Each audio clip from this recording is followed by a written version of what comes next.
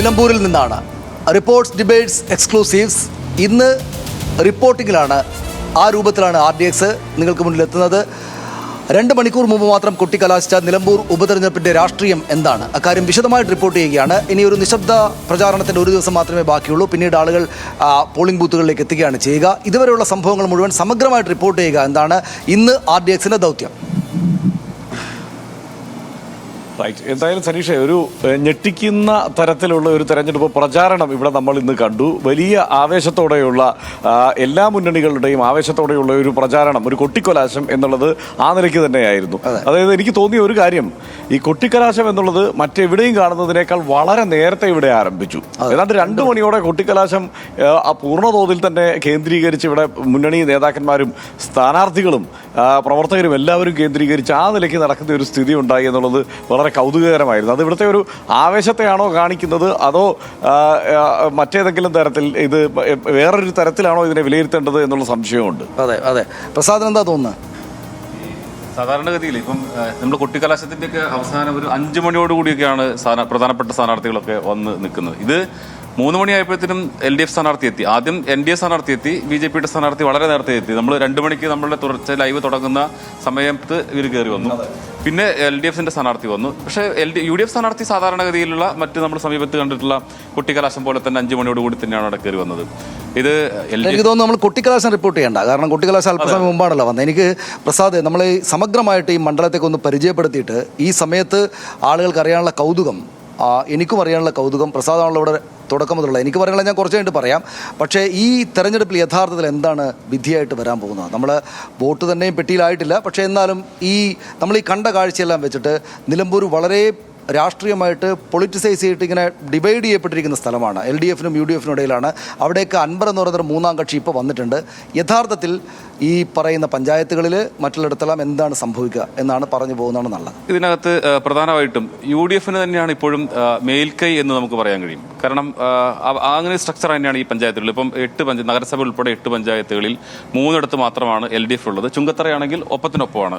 പിന്നീടാണ് ഇപ്പോൾ അൻവർ മാറിയ ശേഷമാണ് അവർ UDFന്റെ ഭാഗമായി മാറുകയൊക്കെ ചെയ്തിട്ടുള്ളത്. അപ്പം പഞ്ചായത്തുകളെല്ലാം തന്നെ കൃത്യമായ മേൽക്കൈ ഉണ്ട്. പിന്നെ 9 വർഷം, ഞാൻ മനസ്സിലാക്കുന്നത് 9 വർഷത്തോളമായിട്ട് ഒരു സർക്കാർ നിൽക്കുന്നു. UDFന് മേൽക്കൈയുള്ള അല്ലെങ്കിൽ അങ്ങനെ രാഷ്ട്രീയ മേൽക്കൈയുള്ള ഒരു സ്ഥലത്ത്, സർക്കാരിനെതിരെ നിരന്തരം വിമർശനങ്ങൾ വരുന്ന ഒരു സ്ഥലത്ത് അങ്ങനെ ഒരു സ്വാഭാവികമായും ഒരു ഭരണവിരുദ്ധ, ഇപ്പം LDFന് തന്നെ ശക്തിയുള്ള സ്ഥലമാണെങ്കിൽ പോലും ഭരണവിരുദ്ധ വികാരത്തിന് സാധ്യതയുള്ള മണ്ഡലങ്ങളാവണം. അപ്പോൾ അങ്ങനെ വരുമ്പം UDFന് നല്ല ശക്തിയുള്ള ഒരു സ്ഥലത്ത് അത് സ്വാഭാവികമായും അത് വോട്ടിങ്ങിൽ പ്രതിഫലിക്കും എന്നുള്ളതാണ്. പിന്നെ സമീപകാലത്ത് ഇപ്പോൾ ഏറ്റവും വലിയ പ്രശ്നം എന്ന് പറയുന്നത്, ജനങ്ങളെ സംബന്ധിച്ചിടത്തോളം അവരുടെ ദൈനംദിന ജീവിതവുമായി ബന്ധപ്പെട്ടുകൊണ്ട് നമ്മൾ പലയിടങ്ങളിൽ പോകുമ്പോൾ മനസ്സിലാക്കുന്നത് ഇവിടുത്തെ വന്യജീവി പ്രശ്നം തന്നെയാണ്. ആ വന്യജീവി പ്രശ്നം നേരിടുന്നതിലുള്ള അവരുടെ പരാതികൾ ഇപ്പോൾ നാട്ടുകാർ പറയുന്നത് കർശനമായി നേരിടുന്നതിൽ സർക്കാരിന് വീഴ്ച സംഭവിക്കുന്നുണ്ട്. ഇപ്പോൾ ഈ പ്രചരണത്തിന്റെ ഇടയിൽ പോലും ഒരു മരണം സംഭവിച്ചു. അത് ഒരു അപകട മരണമാണ് എങ്കിൽ പോലും അത് വലിയ വിവാദമായി മാറി. അതിന്റെ തൊട്ട് മുമ്പ് കടുവ ആക്രമണത്തിൽ ഒരാൾ മരിച്ചു, ടാപ്പിംഗ് തൊഴിലാളിയായ ഗഫൂർ മരിച്ചു. അപ്പോൾ അത്തരം പ്രശ്നങ്ങളെല്ലാം നിലനിൽക്കുന്നുണ്ട്. ഇൻഫോ കൊടുക്കണമെന്നാണ് എനിക്ക് തോന്നുന്നത് പ്രസാദ്. അതായത് എത്ര പഞ്ചായത്തുകൾ, നഗരസഭ, അവിടങ്ങളിൽ ആരൊക്കെയാണ്, ഇത്തരം കാര്യങ്ങൾ പറഞ്ഞു പോകുന്നതാണ് ഇന്ന് നല്ലത്. നമ്മൾ കാരണം കഴിഞ്ഞ ദിവസം ഭരിക്കുന്ന പഞ്ചായത്ത് എന്ന് പറയുന്നത് നിലമ്പൂർ നഗരസഭയാണ്. നിലമ്പൂർ നഗരസഭയിൽ LDF ആണുള്ളത്. അത് പക്ഷേ അൻവർ വന്നതിന് ശേഷം ഉണ്ടായിട്ടുള്ള ഈ നഗരസഭ കിട്ടുന്നതാണ് LDFനെ സംബന്ധിച്ച്. ഇത് UDFന്റെ സ്ഥലമാണ്. ഇവിടെ ഇപ്പോൾ സ്ഥാനാർത്ഥിയായിട്ടുള്ള ആര്യാടൻ ഷൗക്കത്ത് ചെയർപേഴ്സൺ ആയിട്ടുള്ള, അതിന് മുമ്പ് പഞ്ചായത്ത് പ്രസിഡന്റ് ആയിട്ടുള്ള ഒരു നഗരസഭയാണത്. പിന്നെ അമരമ്പലം പോത്തുകൽ പഞ്ചായത്ത് LDFനെ സംബന്ധിച്ചിടത്തോളം വലിയ സ്വാധീനമുള്ള അല്ലെങ്കിൽ അവർ ഭരിക്കുന്ന പഞ്ചായത്താണ്. പിന്നെ ചുങ്കത്തറയാണ്. ചുങ്കത്തറ ഒപ്പത്തിനൊപ്പമായിരുന്നു. അത് ടോസിലൂടെ ആയിരുന്നു അത് LDF ഉണ്ടായിരുന്നത്. പിന്നീട് അത് അൻവർ ഇപ്പോൾ ഇതിലേക്ക് മാറിയതിന് ശേഷം അത് UDFന്റെ ഭാഗമായി മാറി. വഴിക്കടവ്, എടക്കര, കരുളായി, മൂത്തേടം തുടങ്ങിയ പഞ്ചായത്തുകളെല്ലാം UDFനൊപ്പം നിൽക്കുന്നതാണ്. അവിടെയൊക്കെ ലീഗിന് വലിയ സ്വാധീനമുള്ള പഞ്ചായത്തുകളാണ്. അപ്പോൾ ഈ സ്ഥലങ്ങളിൽ ഇപ്പോൾ നിലമ്പൂർ നഗരസഭയിൽ സാധാരണ UDF ആണ് എപ്പോഴും ലീഡ് ചെയ്യുന്നതും സ്വാധീനം വരുന്നതും. പഞ്ചായത്ത് ഇവിടെ നഗരസഭ ഭരിക്കുന്നത് LDF ആണെങ്കിൽ പോലും UDFന് നല്ല സ്വാധീനമുള്ള സ്ഥലമാണ്. അവിടെ ഒരു പ്രശ്നം എന്ന് പറയുന്നത്, നമ്മൾ ഇവിടെയുള്ള ആളുകളോട് സംസാരിക്കുമ്പോൾ ഇപ്പോൾ ഓരോ പഞ്ചായത്തിൽ നഗരസഭയിൽ നേരത്തെ ആര്യാടൻ ഷൗക്കത്ത് ചെയർമാനായ സമയത്ത് അദ്ദേഹത്തിനെതിരെ ഒരുപാട് പരാതികളൊക്കെ ഉണ്ടായിരുന്നു. അത് വീണ്ടും ചർച്ചയാക്കിയിട്ടുണ്ട്. ഈ പ്രചരണത്തിലൊക്കെ ആളുകൾ അദ്ദേഹം ചെയർമാനായ സമയത്ത് വേണ്ട രീതിയിലായിരുന്നില്ല എന്നുള്ളത്, അതൊക്കെ ഈ തെരഞ്ഞെടുപ്പ് സമയത്ത് ചർച്ചയായതാണ്. അത് വോട്ടിങ്ങിൽ എങ്ങനെ വരും എന്നുള്ളത് വളരെ പ്രധാനപ്പെട്ടതാണ്. പിന്നെ അമരമ്പലം പോത്തുകലിലൊക്കെ LDF-നെ സംബന്ധിച്ചിടത്തോളം അല്പം കോൺഫിഡന്റ് തരുന്ന പഞ്ചായത്തുകളാണ്. ഈ ആര്യാടൻ ഷൗക്കത്തിനുള്ള നെഗറ്റീവ് വോട്ടുകൾ അത് 2016 തന്നെ വീണ് കഴിഞ്ഞു. അതിന്മേലുള്ള ചർച്ചയും അതിനുശേഷം അങ്ങ് അവസാനിച്ചു കഴിഞ്ഞു. അതിനുശേഷം ഈ കഴിഞ്ഞ തെരഞ്ഞെടുപ്പിലേക്ക് വരുമ്പോൾ VV പ്രകാശ് നന്നായി പെർഫോം ചെയ്യുകയാണ്. 45% മുകളിൽ വോട്ട് ഷെയർ നേടി. അതൊരു ചെറിയ കാര്യമല്ല. അപ്പൊ അങ്ങനെ ഒരു പെർഫോമൻസ് നടത്തിയ സാഹചര്യത്തിൽ ക്രമാനുഗതമായി UDF-ന്റെ ഒരു തിരിച്ചുവരവ് മണ്ഡലം പ്രതീക്ഷിക്കുക. പാർലമെന്റ് തെരഞ്ഞെടുപ്പ് ആകുമ്പോഴേക്ക് വലിയമായ രീതിയിലുള്ള വലിയ ഭൂരിപക്ഷം ലഭിക്കുന്നത് 65,000 വോട്ടിന്റെ ഭൂരിപക്ഷം ഈ മണ്ഡലം മാത്രം കൊടുത്തത്. അപ്പോൾ പക്ഷെ എല്ലായ്പ്പോഴും പാർലമെന്റ് തെരഞ്ഞെടുപ്പിന്റെ സ്വഭാവം ഉപതെരഞ്ഞെടുപ്പുകളിൽ പ്രത്യേകിച്ച് ഉണ്ടാവാറില്ല. എങ്കിൽ പോലും ഇത് ഘട്ടം ഘട്ടമായി വീണ്ടും UDF-ന്റെ ഒരു തിരിച്ചുവരവിന്റെ സാധ്യത അൻവറിന്റെ പിന്തുണ ഇല്ലാതെ തന്നെ ഉണ്ടാവുന്ന ഒരു സാഹചര്യമാണ് ഇവിടെ ഉണ്ടായിരുന്നത്. എനിക്ക് തോന്നുന്നത് സനീഷ്, അതുകൊണ്ട് തന്നെ UDF-ന്റെ ഒരു മേൽക്കൈ മണ്ഡലത്തിലുണ്ട്. ആ മേൽക്കൈയെ മറികടക്കണമെങ്കിൽ 2 ഘടകങ്ങൾ മാത്രമാണുള്ളത്. ഒന്ന്, അൻവർ എത്ര വോട്ട് പിടിക്കും എന്നുള്ളത്.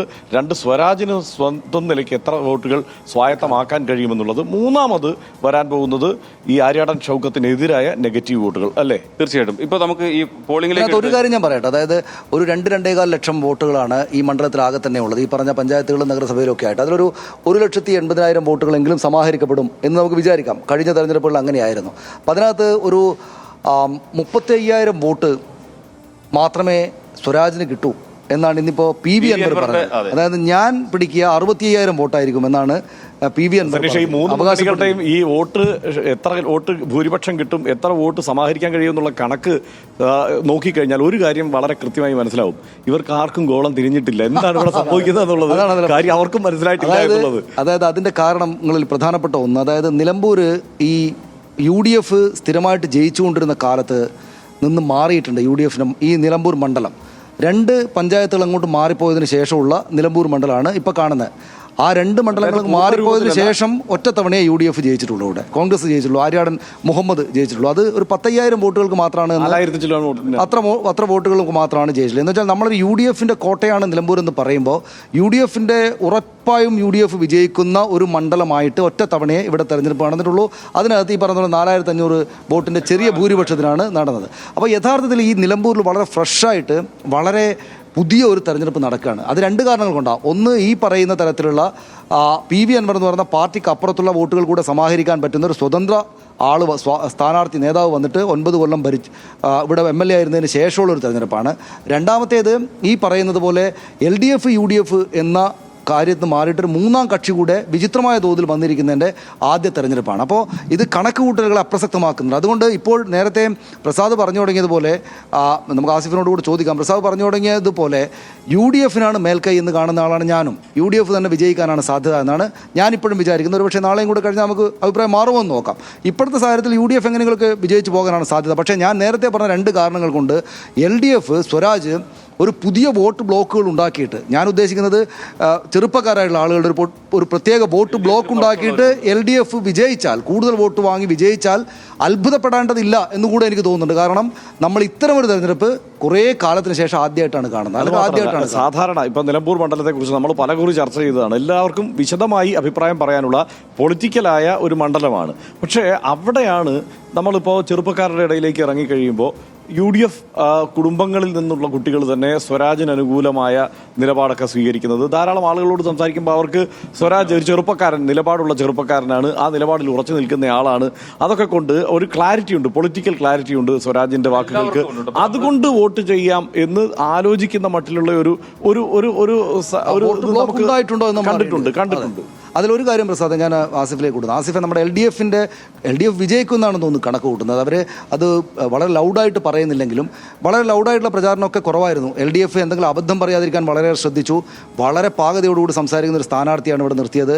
ഇപ്പോൾ വിജയരാഘവനെ പോലെ വലിയ ഹെഡ്ലൈൻ ഉണ്ടാക്കുന്ന ആളുകളൊന്നും അധികം സംസാരിച്ചായിട്ട് കണ്ടിട്ടില്ല. വളരെ ശ്രദ്ധയോടുകൂടി പോവുക ചെയ്ത്. അവർക്കുള്ളിലൊരു പ്രതീക്ഷയുണ്ടെന്ന് തോന്നുന്നു അല്ലേ? തീർച്ചയായിട്ടും. കാരണം LDF-ന്റെ പ്രതീക്ഷയ്ക്കുള്ള ഒരുപാട് കാരണങ്ങൾ കൂടി ഉണ്ടെന്നാണ് ഞാൻ മനസ്സിലാക്കുന്നത്. കാരണം M സ്വരാജിനേക്കാളിലും ഒരു നല്ലൊരു സ്ഥാനാർത്ഥിയെ ഇവിടെ LDF-ന് മുന്നോട്ട് വെക്കാനില്ല എന്നുള്ളത് ഉറപ്പാണ്. കാരണം നിലമ്പൂർകാരനായ സ്ഥാനാർത്ഥിയാണ്. പിന്നെ മാത്രമല്ല LDF-ന്റെ എല്ലാ ഘടകകക്ഷികളെയും ഒന്നിപ്പിക്കാൻ പറ്റുന്നൊരു സ്ഥാനാർത്ഥി. നമുക്കറിയാം, നേരത്തെ സ്വാഭാവികമായിട്ട് CPI ആയിട്ടുള്ള പ്രശ്നം ഉണ്ടായിരുന്നു. CPM അൻവറിന് വോട്ട് ചെയ്ത്, അതായത് അൻവർ ഇതിലേക്ക് വരുന്നതിന് മുമ്പ് തന്നെ. അപ്പോൾ ആ വിഷയങ്ങളെല്ലാം അവസാനിപ്പിച്ച് പൂർണ്ണമായും LDF-ന്റെ ഘടകകക്ഷികളുടെ മുഴുവൻ വോട്ട് കിട്ടാൻ കഴിയുന്ന ഏക സ്ഥാനാർത്ഥിയാണ് എനിക്ക് തോന്നുന്നത്. പരിഗണിക്കപ്പെട്ട പേരുകൾ വെച്ച് നോക്കുമ്പോൾ ഏക സ്ഥാനാർത്ഥിയാണ് എം സ്വരാജ് ഞാൻ മനസ്സിലാക്കുന്നത്. അതോടൊപ്പം തന്നെ ഈ ഒരു മണ്ഡലത്തിൻ്റെ ഒരു കാര്യമെടുത്താൽ മണ്ഡലത്തിൽ മുസ്ലിം വോട്ടർമാരല്ല കൂടുതൽ, ഹിന്ദു വോട്ടർമാർ ഭൂരിപക്ഷമുള്ള മണ്ഡലമാണ്. പക്ഷെ മുസ്ലിം വോട്ടർമാരിൽ നല്ല ഒരു പങ്കിനെ ആകർഷിക്കാൻ കഴിയുന്ന വ്യക്തിത്വമാണ് എം സ്വരാജ് ഞാൻ വിശ്വസിക്കുന്നുണ്ട്. അതിന് പ്രധാനപ്പെട്ട ഒരു കാരണം എം സ്വരാജ് പല വിഷയങ്ങളിലും സ്വീകരിച്ച നിലപാട്, കാരണം അത് മുസ്ലിം സമൂഹത്തിലടക്കം വലിയ ചർച്ചയായ വിഷയങ്ങളാണ്. ഒന്ന് ബാബരി മസ്ജിദിൽ വിധി വന്ന സമയത്തുള്ള എം സ്വരാജിന്റെ നിലപാട്, പിന്നീട് മലപ്പുറത്തിനെതിരെ സംഘപരിവാർ നടത്തിയ വിദ്വേഷ പ്രചാരണ കാലത്ത് അന്ന് എം സ്വരാജ് MLA ആണ്, അന്ന് നിയമസഭയിൽ നടത്തിയ പ്രസംഗമുണ്ട്. ആ പ്രസംഗത്തിൽ എം സ്വരാജ് എങ്ങനെയാണ് മലപ്പുറം ജില്ലയെ നമ്മൾ വിലയിരുത്തേണ്ടതെന്ന് പറഞ്ഞ കാര്യം, വാര്യംകുന്നനെ അടക്കം പറഞ്ഞുകൊണ്ട് ആ ഒരു വിഷയം, അതൊക്കെ സജീവ ചർച്ചയാണ് കേട്ടോ. അത് സജീവ ചർച്ചയാണ്. അത് ഈ നമ്മൾ ഈ ഫീൽഡിൽ പോകുമ്പം ഈ കോളേജ് വിദ്യാർത്ഥികളടക്കം അത് ഉദ്ധരിച്ചുകൊണ്ട് സംസാരിക്കുന്നത് നമ്മൾ കണ്ടല്ലോ. അങ്ങനെ ഒരുപാട് വിഷയങ്ങൾ എം സ്വരാജ് സജീവമായി നിർത്തിയ ഒരു മണ്ഡലം കൂടിയാണ്. പിന്നെ മാത്രമല്ല, ഈ തെരഞ്ഞെടുപ്പിന്റെ അജണ്ട നിശ്ചയിച്ചത് ശരിക്കും ഇടതുപക്ഷമാണ്. ഇടതുപക്ഷം നിശ്ചയിച്ച അജണ്ടയുടെ പുറകെയാണ് UDF പോയത്. ജമാഅത്ത് ഇസ്ലാമി ആയിക്കോട്ടെ, മലപ്പുറം വിവാദം ആയിക്കോട്ടെ, മലപ്പുറം വിവാദത്തിലൊക്കെ UDF എന്ന് പറയുമ്പോൾ കയ്യിൽ നിന്ന് വീണുപോയത് UDFന്റെ കയ്യിലാണ്. പക്ഷേ അത് വിഷയമാക്കി. അതെ അതെ അല്ല, സാധാരണ അത് തിരിച്ചാണ് സംഭവിക്കാറ് തെരഞ്ഞെടുപ്പുകളിൽ. പാലക്കാട് തെരഞ്ഞെടുപ്പിൽ നേരെ തിരിച്ചായിരുന്നു, ഇവിടെ പക്ഷേ അങ്ങനെയല്ല. അതെ, മറ്റൊരു കാര്യം എന്ന് വെച്ചാൽ ഈ അൻവർ പിടിക്കുന്ന വോട്ട് നിർണായകമാണ്. ഞാൻ മനസ്സിലാക്കുന്ന അൻവർ ഒരു 15,000 മുകളിൽ അല്ലെങ്കിൽ 20,000 അടുത്ത് വോട്ട് പിടിച്ചാൽ അത് അൻവർ LDFന്റെ ഭാഗമായിരുന്നുകൊണ്ട് അൻവർ പിടിക്കുന്ന വോട്ടൊന്നും LDFന്റെ ആണെന്ന് ഞാൻ വിചാരിക്കുന്നില്ല. കാരണം അതിനകത്ത് വേറെ ഫാക്ടറുണ്ട്. കാരണം ഒരു പ്രധാനപ്പെട്ട കാരണം ആര്യാടൻ ഷൗക്കത്തിന് നഗരസഭയ്ക്ക് അപ്പുറത്തേക്ക് വലിയ എതിർപ്പുണ്ട്. ഇപ്പോൾ പ്രിയങ്കാ ഗാന്ധിയുടെ പരിപാടിയിൽ അവിടെ വലിയ ആൾ തടിച്ചുകൂടി. അപ്പോൾ നമ്മൾ അവിടെയുള്ള ആളുകളോട് സംസാരിക്കുമ്പോൾ അവർ പറയുന്നത് ഞങ്ങൾ പ്രിയങ്കാ ഗാന്ധിയെ കാണാനാണ് വന്നത്, പക്ഷേ അതിൻ്റെ അപ്പുറത്തേക്ക് ഞങ്ങൾക്ക് ചില പ്രശ്നങ്ങൾ ഷൗക്കത്തുമായിട്ടുണ്ട് എന്ന് അവർ വ്യക്തിപരമായി പറയുന്നുണ്ട്. അതിനവർ പറയുന്ന കുറേ കാരണങ്ങൾ പഴയ കാരണങ്ങളൊക്കെയാണ്. അതോടൊപ്പം തന്നെ മുസ്ലിം ലീഗ് ഇത്തവണ ശക്തമായിട്ട് ഇറങ്ങിയിരിക്കുകയാണ്. അതിനകത്ത് എൻ്റെ ഒരു സംശയം എന്താണെന്ന് വെച്ച് കഴിഞ്ഞാൽ, ഈ ആര്യാടൻ ഷൗക്കത്തിനെതിരെ പറയുന്ന കാരണങ്ങൾ, അതല്ലെങ്കിൽ ആര്യാടൻ ഷൗക്കത്ത് പറഞ്ഞുകൊണ്ടിരുന്ന ആ കാര്യങ്ങൾ, അത് മറന്നു. അതിനുശേഷം ഒരു വലിയ തലമുറ ഇവിടെ വന്നു കഴിഞ്ഞു. കഴിഞ്ഞ 10-15 വർഷത്തിന് മുമ്പാണ് ഈ ആര്യാടൻ ഷൗക്കത്ത് ഇതൊക്കെ പറയുന്നത്. അതിനുശേഷം വന്ന പുതിയ വോട്ടർമാരുണ്ട്, പുതിയ തലമുറയുണ്ട്. അവർക്ക് ആര്യാടൻ ഷൗക്കത്തിനോട് ആ വിരോധം ഉണ്ടാവാനും സാധ്യതയില്ല. പുതിയ ദേശീയ രാഷ്ട്രീയ സാഹചര്യം വന്നതിന് ശേഷം ഉണ്ടായ തലമുറ കൂടിയാണ് അവർ. അല്ല, അവർക്ക് ആ വിരോധം ഉണ്ടാവില്ല. പക്ഷെ അതേ സമയത്തിന് അവർക്ക് സ്വരാജിനോട് വേറൊരു താല്പര്യമുണ്ട്. കാരണം ഈ ന്യൂ ജനറേഷൻ ആളുകൾ എന്താ പറയുക, അവർ റീലുകളിൽ കൂടിയാണ് അവർ വിഷയങ്ങൾ അറിയുന്നത്. അവരുടെ റീലുകളിൽ സ്ഥിരം വന്നു പോകുന്ന ഒരാൾ സ്വരാജ. കാരണം സ്വരാജ് പല വിഷയങ്ങളിൽ സംസാരിക്കുന്ന കാര്യങ്ങൾ അവരുടെ റീലുകളിൽ കൂടി വന്നു പോകുന്നുണ്ട്. നമ്മളൊരു ന്യൂസ് സ്റ്റോർ ചെയ്തതിനേക്കാളും അവർ 30 സെക്കൻഡ് കൊണ്ട് കാര്യം അറിയുന്നുണ്ട്. അപ്പോൾ അവരുടെ വലിയ നിർബന്ധമായിരുന്നെങ്കിൽ മാങ്കൂട്ടത്തിലോ ഷാഫിയോ ആ റീലിനേക്കാളും വലിയ പൊളിറ്റിക്സ് സ്വരാജ് പങ്കുവെക്കുന്നുണ്ട്. അതൊരു വിഷയമാണല്ലോ. മറ്റേതൊരു ഒരു ആവേശത്തിന്റെ പൊളിറ്റിക്സ് ആണ്. പക്ഷേ ഈ കോളേജ് വിദ്യാർത്ഥികളുടെ പ്രത്യേകിച്ച് വലിയ രീതിയിൽ ചർച്ചയാകുന്നുണ്ട് സ്വരാജ് എന്ന് എനിക്ക് ഉറപ്പാണ്. കാരണം മാത്രമല്ല, ഈ ആര്യാടൻ ഷൗക്കത്ത് പഴയ ആളാണെന്ന് പറയുമ്പോൾ പോലും മുസ്ലിം ലീഗിന്റെ ഒരു ഇതിന് തൊട്ട് മുമ്പുള്ളൊരു തലമുറ ഉണ്ടല്ലോ, അവർക്ക് മറക്കാൻ കഴിയാത്ത കുറേ പ്രശ്നങ്ങൾ ആര്യാടൻ ഷൗക്കത്തുമായി നിലനിൽക്കുന്നുണ്ട്. അത് ഒന്ന്, ഈ പാണക്കാട് തങ്ങൾമാരുമായിട്ടുള്ള വിഷയമൊക്കെ മുസ്ലിം ലീഗ് നേതാക്കളോട് ചോദിച്ചാൽ മറുപടി പറയില്ല. ഇന്ന് PM സലാമിന്റെ ഫൈറ്റ് ഞാൻ എടുത്തു, പക്ഷെ അതിന് മറുപടി പറയാതെ ഇരിക്കുക എന്നുള്ളതാണ്. പക്ഷെ ആ മറുപടി പറയാൻ അവർ കുടുങ്ങി പോകും. രണ്ടത്താണി വന്നപ്പോൾ നമ്മൾ പലയാവർത്തി ചോദിച്ചു, മറുപടി പറയാൻ പറ്റില്ല. കാരണം ആ വിഷയം, കാരണം സ്വരാജുമായി ബന്ധപ്പെട്ട് ആസിഫ് പറഞ്ഞ ആ കാര്യത്തിൽ, അതായത് ഇപ്പൊ 10 വർഷമായിട്ട് നമ്മുടെ രാജ്യത്ത് നരേന്ദ്രമോദി സർക്കാർ ഭരിക്കുകയാണ്. അപ്പോൾ ഒരു 10 വയസ്സ് നരേന്ദ്രമോദി സർക്കാർ ഭരണം തുടങ്ങുന്ന കാലത്തുണ്ടായിരുന്ന ഒരു ചെറുപ്പക്കാരൻ അല്ലെങ്കിൽ ചെറുപ്പക്കാരി ഇപ്പോൾ അയാൾക്ക് 20 വയസ്സായി ഉണ്ടാവും. ആ പ്രായത്തിലുള്ള ആളുകളെ കൂടെ പരിഗണിക്കും. ഇപ്പോൾ നിലമ്പൂരിൻ്റെ ഒരു പ്രത്യേകത, നിലമ്പൂർ ഇപ്പോൾ കേരളത്തിന് മറ്റ് ഈ മണ്ഡലത്തിനും മറ്റും പുറത്തു നിന്നല്ല, ഒരുപക്ഷെ തെക്കൻ ജില്ലകളിൽ നിന്നൊക്കെ നോക്കുന്ന ആളുകൾക്ക് ഇതൊരു മുസ്ലിം വോട്ടർമാർ കൂടുതലുള്ള ഒരു സ്ഥലമാണ് എന്ന് തോന്നും. അവർക്ക് മുസ്ലിം ഭൂരിപക്ഷ പ്രദേശങ്ങളെക്കുറിച്ച്, പ്രത്യേകിച്ചും വടക്കേ മലബാറിലുള്ള പ്രദേശങ്ങളെക്കുറിച്ച് പുറത്തേക്കുള്ള ചിന്ത ഇവിടെ വലിയ തോതിൽ UDFന്റെ ശക്തി കേന്ദ്രങ്ങളാണ് അല്ലെങ്കിൽ ലീഗിൻ്റെ ശക്തി കേന്ദ്രങ്ങളാണെന്നാണ്. നിലമ്പൂർ ഈ പൊതു സ്വഭാവത്തിന് പുറത്ത് നിൽക്കുന്നൊരു സംഗതിയാണ്. ഇവിടുത്തെ CPMന്റെ ഹാർഡ് കോർ ആയിട്ടുള്ള അണികൾ എല്ലാ മതചിഹ്നങ്ങളുള്ള ആളാണ്. നമ്മൾ കഴിഞ്ഞ ദിവസം അവിടെ നമ്മുടെ പരിപാടിക്ക് പോയപ്പോൾ അദ്ദേഹം ഇവിടുത്തെ ഒരു പ്രധാനപ്പെട്ട എന്ത് ചെഗുവേര, ആ പ്രദേശവുമായി ബന്ധപ്പെട്ട ചെഗുവേര എന്നറിയപ്പെടുന്നൊരു മുതിർന്നയാൾ നമ്മുടെ ചർച്ചയിലൊക്കെ വന്നു. അപ്പോൾ മുസ്ലിം വലിയ തറവാടുകളിൽ നിന്നുള്ള വലിയ CPM കേഡേഴ്സ്, ആ എക്സ്ട്രീം കേഡേഴ്സ്, ആ കേഡേഴ്സ് കൂടെ ചേർന്നാണ് ഈ അൻവറിനെ കൊണ്ടു നടന്നിരുന്നത്. അവരുടെ രോഷം എന്നൊരു വസ്തുതയാണ്. അവരുടെ രോഷം അവിടെയുണ്ട്. അത് ഹാർഡ് കോർ ആയിട്ടുള്ള CPMമാരാണ്. അവർ അൻവറിൻ്റെ കൂടെ അങ്ങോട്ടും ഇങ്ങോട്ടും പോവില്ല, അല്ലെങ്കിൽ UDFന്റെ എന്തെങ്കിലും കണ്ട് അങ്ങോട്ടും ഇങ്ങോട്ടും പോവില്ല. അവരെ ഭരണപക്ഷ വികാരം ഉണ്ടെങ്കിൽ അവർ ബാധിക്കാനേ പോകുന്നില്ല. ആ വോട്ട് മുഴുവനായിട്ട് തന്നെയും സ്വരാജിന് കിട്ടും. അതിനൊപ്പമാണ് UDF വീടുകളിൽ ഈ നരേന്ദ്രമോദി സർക്കാർ ഭരിക്കുമ്പോൾ 10 വയസ്സുണ്ടായിരുന്ന ഇപ്പോൾ 20 വയസ്സുള്ള ഒരുപക്ഷെ അതിന് മുകളിലേക്കുള്ള ഈ റീലുകളിലൂടെ രാഷ്ട്രീയം കണ്ടിരുന്ന ഈ ആളുകളുടെ വരവ് അവർ കണ്ടിരുന്നത് എന്താണ്? നരേന്ദ്രമോദി സർക്കാർ വരുന്നു, ഹിന്ദുത്വ സർക്കാർ ഭരിക്കുകയാണ്, പക്ഷേ അതിനെതിരായിട്ടുള്ള പോരാട്ടത്തിലെ ഏറ്റവും മുന്നണി പോരാളിയായുള്ള ആളാണ് സ്വരാജ്. എന്നു മാത്രമല്ല, നിങ്ങൾ ശ്രദ്ധിച്ചോന്നറിയില്ല, ഈ കഴിഞ്ഞ 2 ദിവസങ്ങളിലായിട്ട് കെ സി വേണുഗോപാലാണെങ്കിലും ബി ഡി സച്ചിനാണെങ്കിലും പറഞ്ഞുകൊണ്ടേയിരുന്നൊരു കാര്യം, പലസ്തീൻ വിഷയത്തിൽ ഞങ്ങളല്ലേ എടുത്തത്, മഹാത്മാഗാന്ധിയാണ് നിലപാടെടുത്തത്. ആദ്യം മഹാത്മാഗാന്ധി എടുത്താണ്, കോൺഗ്രസ് ആണ് ഏറ്റവും ആദ്യം എടുത്തത്. ഞാൻ പറയുന്നത് അവർ പറഞ്ഞ് അവതരിപ്പിക്കുമ്പോൾ അത് ഈ തെരഞ്ഞെടുപ്പിലാണ് അവരത് പറയുന്നത്. മഹാത്മാഗാന്ധിക്ക് പലസ്തീനിൽ അഭിപ്രായം ഉണ്ടായിരുന്നു, അവരെവിടെയും പ്രകടനമായിട്ടോ പൊതുപരിപാടിയിൽ പ്രസംഗിച്ചിട്ടോ ഒരു നേതാവും നടന്നില്ല. പക്ഷേ നമ്മൾ കാണേണ്ടുന്നൊരു കാര്യം, ഈ വോട്ടർമാരെ സ്വാധീനിക്കാനുള്ളൊരു കാര്യം, ഈ കാര്യങ്ങൾ അല്ലെങ്കിൽ പലസ്തീൻ വിഷയവുമായി ബന്ധപ്പെട്ടോ അല്ലെങ്കിൽ ബാബറി മസ്ജിദുമായിട്ട് ബന്ധപ്പെട്ടോ അല്ലെങ്കിൽ മറ്റ് ഹിന്ദുത്വ രാഷ്ട്രീയവുമായി ബന്ധപ്പെട്ടുള്ള കാര്യങ്ങളോ ഈ സ്വരാജാണ് ഈ പറഞ്ഞ ഏറ്റവും പ്രധാനമായിട്ട് റീലുകളും മറ്റുമൊക്കെ ഉള്ളത് ഇടതുപക്ഷമാണ് പറഞ്ഞുള്ളത്. അപ്പോൾ ഈ കാര്യം ഇവർക്ക് ഈ തെരഞ്ഞെടുപ്പിൽ വന്ന് സ്ഥാപിക്കണമെങ്കിൽ സ്വരാജിന് റീലുകളുണ്ട്, അല്ലെങ്കിൽ നേരത്തെ പറഞ്ഞ കാര്യങ്ങൾ അവിടെയുണ്ട്, ഓടിക്കാനുള്ള പാകത്തിലുണ്ട്. അപ്പോൾ ഈ പറയുന്ന പുതിയ ബ്ലോക്കായിട്ട് വരുന്ന ഈ ചെറുപ്പക്കാരുടെ UDF-നകത്തുള്ള ചെറുപ്പക്കാരുടെ ബ്ലോക്ക് ഉണ്ടായി വരുമോ, ഒരു സ്വരാജ് അനുകൂല വോട്ട് ബാങ്ക് UDF-നകത്ത് ഉണ്ടായി വരുമോ എന്നതാണ് ഏറ്റവും പ്രധാനപ്പെട്ട ഒരു ചോദ്യം. അതിനൊരു സാധ്യത അങ്ങനെ നമുക്ക് പറയാൻ കഴിയും. ഇപ്പം നേരത്തെ PV അൻവറിന്റെ കാര്യം പറഞ്ഞു. PV അൻവർ 9 വർഷമായിട്ട് ഇവിടെ LDF-ന്റെ ഒരു സാധാരണ MLA ആയിരുന്നില്ല. അത് ഏറ്റവും വലിയ പോരാളിയായിട്ട് CPM-ന്റെ പോരാളിയായിട്ട് നിന്നൊരാളാണ്. അതെ. പിന്നെ അത് മാത്രമല്ല, അദ്ദേഹം ഇവിടുത്തെ ഇപ്പം നമ്മൾ പല സ്ഥലങ്ങളിലും പോകുമ്പോൾ സാധാരണക്കാരോടൊക്കെ സംസാരിക്കുമ്പോൾ അവർക്കാർക്കും MLA എന്ന നിലയിൽ ഇദ്ദേഹത്തിന്റെ പ്രവർത്തനത്തെ കുറിച്ച് ആരും കുറ്റം പറയുന്നില്ല. അദ്ദേഹം ഒരു മോശം MLA ആയിരുന്നു എന്നല്ല പറയുന്നത്. അദ്ദേഹം എടുത്ത തീരുമാനം തെറ്റായിപ്പോയി എന്നുള്ളതാണ്. പിന്നെ ഇവിടെ പ്രധാനപ്പെട്ട സംഭവങ്ങൾ വിവാസം നടന്നത് ഒന്ന് ഈ വന്യജീവി പ്രശ്നം. അതിനകത്തൊരു ചെറിയ പോയിന്റ്, അതായത് പല ആളുകളും എന്നോട് സംസാരിച്ച ചില ആളുകൾക്ക് പറഞ്ഞത് നല്ല MLA ആയിരുന്നു, പക്ഷെ അത് LDF-ന് മാത്രം കാര്യങ്ങൾ ചെയ്യുന്ന. അതൊരു മുതിർന്ന.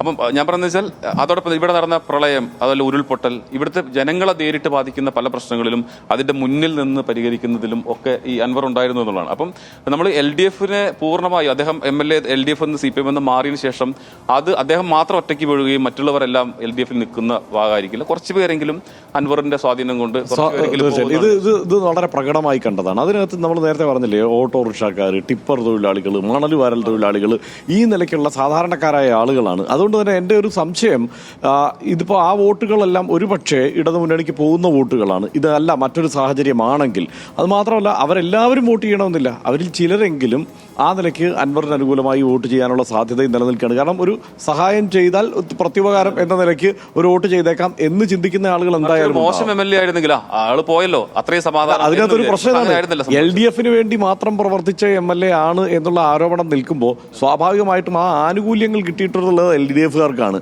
അപ്പോൾ അവരായിരിക്കും ഈ പ്രത്യുപകാരം കാണിക്കാൻ പോകുന്നത്. ഹാർഡ് കോർ കേഡർമാർ അല്ലാത്ത ആളുകൾ ആ നിലയ്ക്ക് ഒരു പ്രത്യുപകാരം ചെയ്തേക്കാമെന്ന് തോന്നിയാൽ സ്വാഭാവികമായി LDF-ന്റെ വോട്ടുകളിലാണ് ആ ചോർച്ച ഉണ്ടാവുക. അതിന്റെ പ്രശ്നം വെച്ചാൽ ഞാൻ മനസ്സിലാക്കുന്നത് കേരളത്തിൽ പൊതുവേ നല്ല വികസനം നടന്നിട്ടുണ്ട്. നല്ല വികസനം വെച്ചാൽ പ്രധാനമായിട്ട് റോഡ് വികസനം ചില ഏരിയകളിലൊക്കെ ഇവിടെ ഇപ്പോഴും നടന്നുകൊണ്ടിരിക്കും. ഇവിടെ ഇപ്പോഴും നിലമ്പൂർ ബൈപ്പാസും കോളേജുമാണ് UDF ഉന്നയിക്കുന്ന പ്രധാനപ്പെട്ട വിഷയം. പക്ഷെ അവർക്ക് മറ്റേതെങ്കിലും റോഡുകളുടെ കാര്യം, ഒന്നുകിൽ ആ റോഡുകളുടെ പണി നടക്കുന്നുണ്ട്, അല്ലെങ്കിൽ റോഡുകളുടെ പണി പൂർത്തിയായിട്ടുണ്ട്. നല്ല റോഡുകളാണ്. അതായത് നമ്മൾ രാവിലെ വീട്ടിൽ നിന്ന് പുറത്തേക്ക് ഇറങ്ങുമ്പോൾ കാണുന്നത് എന്താ, നമുക്ക് സഞ്ചരിക്കാൻ നല്ല പാതയുണ്ട്.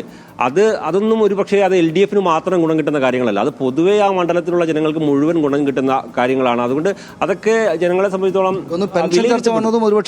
ഗുണം ചെയ്യും. കാരണം പെൻഷൻ ചർച്ച അത് കോഴയാണെന്ന് പറയുന്ന ഘട്ടത്തിൽ അതിനെ പ്രതിരോധിക്കാൻ ഒരുപാട് ആളുകൾ ഉണ്ടായിരുന്നു. അത് പെൻഷൻ ചർച്ച പെൻഷൻ കോഴയാണെന്നല്ല യഥാർത്ഥത്തിൽ കേസ് അല്ല, ആ ഘട്ടത്തിൽ ഉപയോഗിക്കുകയാണ് എന്നാണ് പറഞ്ഞത്. പക്ഷേ കയ്യിൽ നിന്ന് പോയി